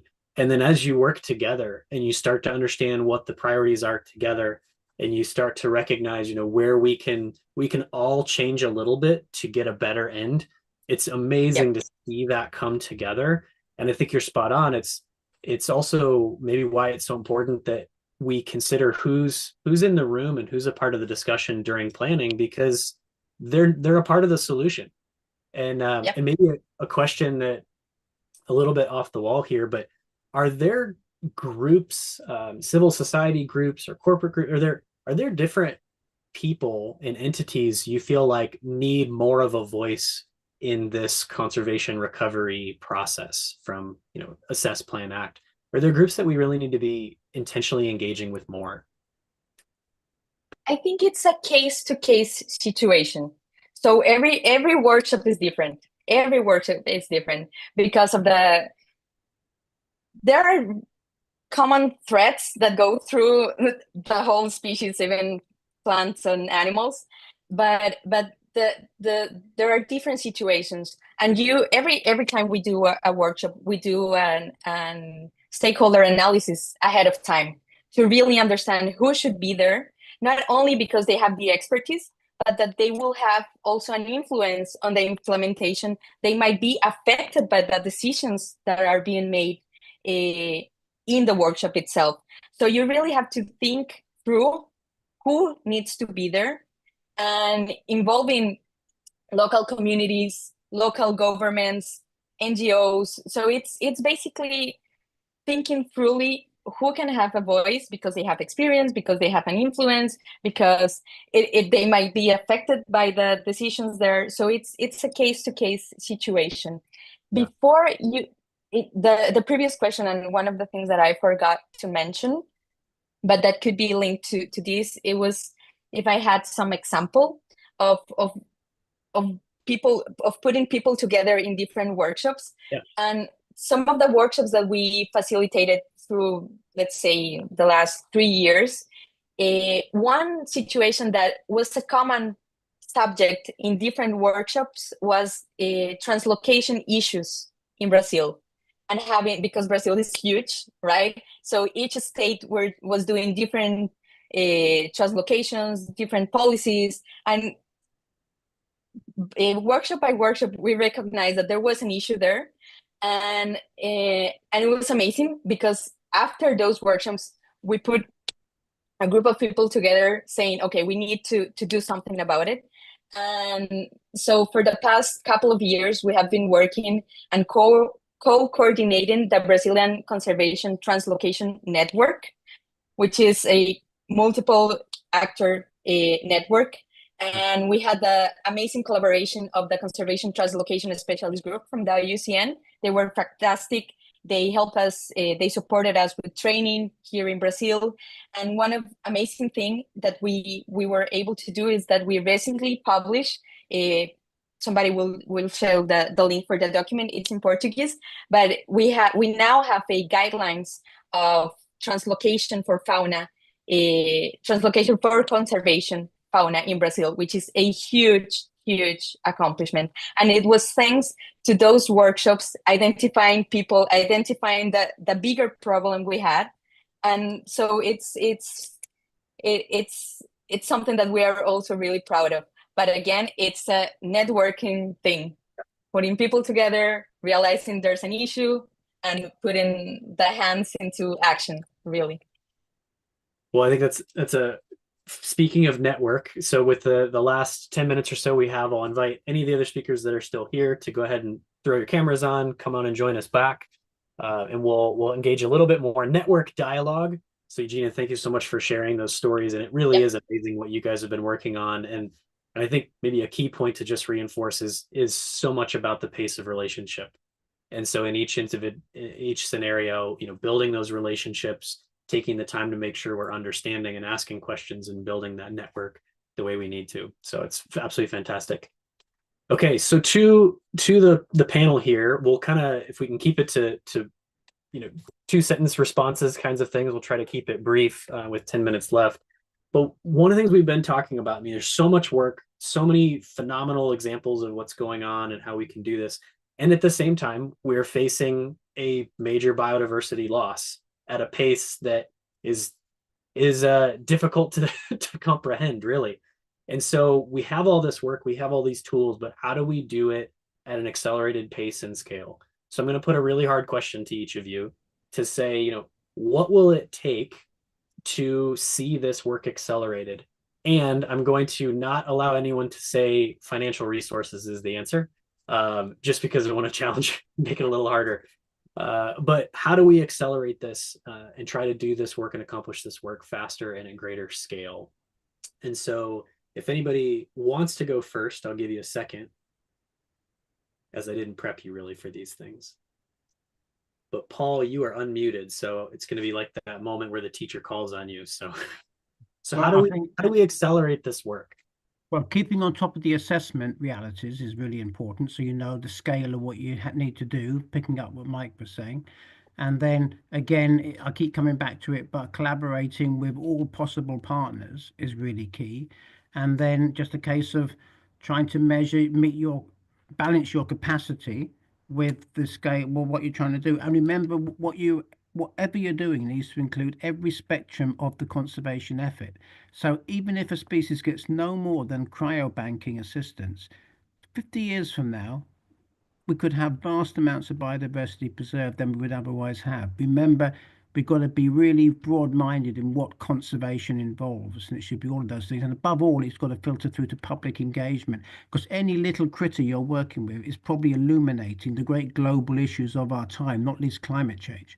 So make sure that what you are doing is getting out there, in not least to policymakers, and every citizen is a policymaker now if they can believe they have that power.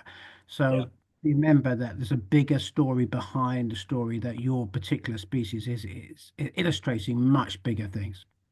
Fantastic. Okay. Beatrice, I send it to you what's it going to take to accelerate this work? It's a question of the $1 million. I just want to mention other one of the last concepts that Eugenia mentioned. Networking is key. I think that the biodiversity crisis and at the rate at which extinction is occurring derives from the fact that biodiversity is not considered, I would say, anywhere in the world as a transversal issue, like water, for example. Water is a transversal issue in planning, everybody needs to take action in order to keep water or the hydric resources in proper conditions. So biodiversity is not a transversal issue. So I think that is the reason why the rate of species loss is quick. So I would like to mention some of the concepts that have been mentioned here: networking, education to society, to current and future members of the society, to current and future stakeholders, and well, to continue scientific research work in order to establish the fundamentals of conservation. That's it. Fantastic. Thank you. Okay. Others to chime in on that one? Eugenia, go ahead. Yep. I do agree with both of the things that Paul and Beatriz said. And I'm going to take it into a smaller or maybe easier for some of us actions. And we as consumers, all of us who have the privilege, again, not everybody had the privilege to make decisions, but we as consumers do have an enormous power on deciding what we are buying, when are we buying things. We have an influence of on climate change. It's our fault. So let's do something about it in our day-to-day decisions of consumption on what we eat, how we eat it, where it came from. So being conscious about the power we have as individuals, it's also like really, really big. If everybody thinks that they have power, they empower themselves, and they do something different each day, I think that will get us a long way as well. Fantastic. Okay. Erin? Yep. It's kind of a summary of what I think we've been talking about over the course of this whole thing, and that is that we need to co-create, we need to collaborate, and we need to communicate. And there's a lot of power through innovation that comes through co-creation and collaboration. And to Eugenia's point, like there's power in positive storytelling, right? Just this webinar here alone, highlighting things that have been successful, encourages other people to maybe take a risk and try something new that could also result in something powerful. And linking that storytelling of our successes as practitioners to day-to-day actions that people can take. Fantastic. Good word. Mr. Hoffman? At risk of sounding like I'm repeating what everybody else has said, but three things. Collaboration, absolutely fundamental, right? I mean, I think all the examples tonight have emphasized that we're not going to achieve what we need to do unless we work together and work better together. Number two, I think we are going to need political will and motivation, right? And I think we have to keep that pressure up on governments and government actors and so on to provide that political will, because without it, it's going to be quite difficult to get that traction. And thirdly, I know you said we shouldn't mention finances, so I won't directly. I will perhaps indirectly say, though, that I think one thing we really do need is we need the financial resources to be made quicker and easier to access. I think what we're seeing is actually the reverse is happening. It's becoming increasingly more difficult to access resources at the same time as it's becoming more competitive. Yeah. And that's not necessarily helpful. And obviously I'm not naive to the saying that at this particular junction in time, but there is a huge demand, and so we really need to be seeing the flow of resources actually easing up, not made more difficult to access. Yeah, absolutely. And I think it's a really good point that to add on to what you're saying and building off of many of you is that we still have some structures and systems of how conservation has worked for 50, 60, 70 years. And there's goodness in some of those things. And some of them are maybe systems that need to change. Like you're mentioning is how funds are distributed and acquired. That we still rely on a pretty traditional granting style system. Those who have the finances kind of dictate the terms. And yet we're seeing a lot of instances where relationship, to the point of so many of you, that that network and that relationship can really drive what's actually needed. What does this community need to thrive as a human community, not just a species community? How do we think about, again, kind of these co-creation terms? I think we need to be courageous enough to challenge the systems we use and wonder, are we creating the scenarios that are sometimes hindering or slowing the work that needs to happen? Because again, the basis of the question is, how do we keep pace with the biodiversity loss? Or I would argue, how do we outpace the biodiversity loss, which is really what we're aiming for? And we can't continue to do what we've done for 50, 60, 70 years and expect a different result out of that. So absolutely kind of keying in on what everyone's saying. And then Sophie, I saw your camera come on there. So if you have some thoughts to add to the discussion. Yeah, I think I missed the start of that, but just to add on to what you and Mike are saying, I think the funding, I know we weren't supposed to talk about funding, but I think if there was a move towards longer term funding and kind of maybe more risk taking as well from grant bodies to say, like, you guys know what you're doing, things will change in this time period, and maybe we're looking at 10 years, not 1 year or 3 years, to really have some big impacts and not just sit in the repetitive cycle of applying for grants and spending a month applying for a grant when you could spend a month actually doing something. That just to add to that, really. Yeah, fantastic. From the panel, any thoughts to add into the conversation going?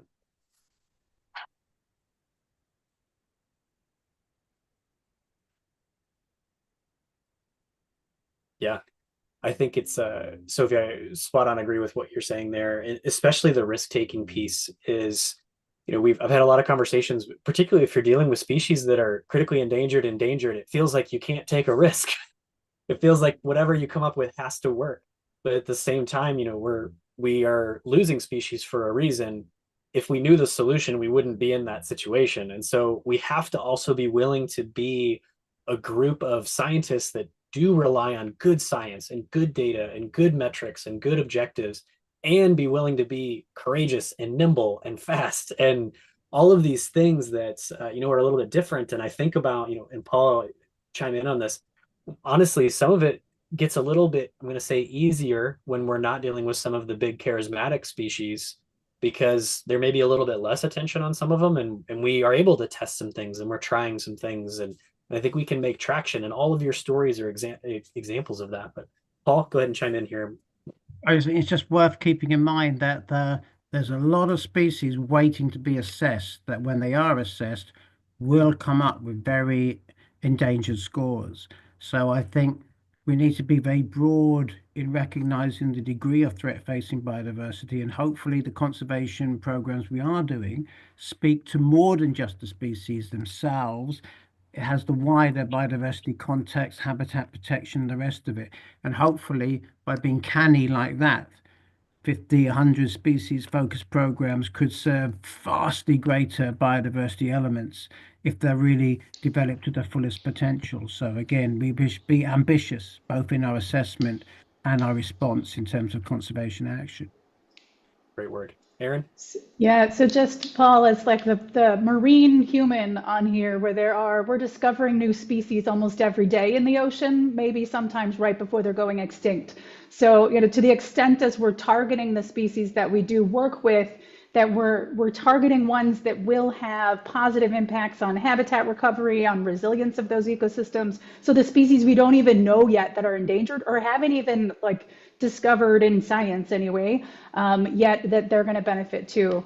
But I also I saw the comment from Raphael around funding that I just wanted to touch on just briefly, just noting that this is one of those moments, Mike, that you noted that there are things good and bad in the systems in conservation, and that's one of the bad ones, that funding and funders go into these cycles where they fund the same organizations, and they're organizations that, because of that sustained funding, maybe they actually have granting aid, like departments and HR departments and that support that's necessary to go after funding that sometimes is $5, $10, $20,000 US, which barely covers the staff time to do the reporting and the grant writing.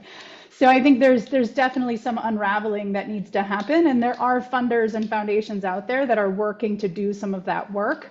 And those of us who have those connections into foundations, it's part of our, I would say it's part of our charge to make sure that we're creating access to that funding by, to local partners, whether that's funneling through our larger organizations that have that infrastructure and making sure the money is getting to where it's needed most. Fantastic word. Yeah, absolutely. And just to affirm, I mean, this topic and so many of the others these conversations are happening at national levels, they're happening at global levels, they're happening locally. I mean, these are challenges and things that we really just need to lean into and be really honest about the challenges that we're facing and what we're dealing with. And then again, I think I'm inspired by all of you today on just every one of your stories included innovation and curiosity, a willingness to ask a different question or a better question and try something and see how it goes. And from my vantage point, I mean, we do believe that together we can reverse the red, we can change the trends of these things, and it will require a lot of creativity and a lot of curiosity and humility and all the different things that are going to come with this. Humanity is wonderful and brings its challenges all at the same time. And so it's really amazing work that we get to do. But I know we're a few minutes over, so I'm just going to say thank you to all of you. Honestly, the work that you do genuinely inspires me each and every day. We need each other. Everyone's been mentioning it. We're all in it together. We hold a different part of each of this big mess of incredible work. And so thank you. And on behalf of everybody who's participating and listening today, thank you for the work that you do. And for all those who are listening, thank you for taking the time to join. We hope that you do feel inspired. It's possible. We can do this. We have the science, the technology, the tools, like so many have mentioned. We don't need to recreate the wheel. We can pick up, amazing with technology that we can pick up a phone, we can pick up a Zoom call. I don't know if that's how you say that, but we can connect and we can learn together and we can support each other. And this network is incredibly collaborative. So we really can do it. So thank you for being a part of it, taking your time, and anything that we can do as Reverse the Red in this coalition to support you, please don't hesitate to ask. And with that, we do have another session that'll be starting in not too long from now. You can check it out on all the marketing materials. But feel free to join us again. Depending on what your time zone is, we'll be awake at about 4 a.m. here in Central Time. So feel free to join us whenever you'd like. And we appreciate each and every one of you so, so much. So thank you all and have a wonderful rest of your morning, evening, afternoon, whatever it may be. Thank you, everybody. Thank you very much.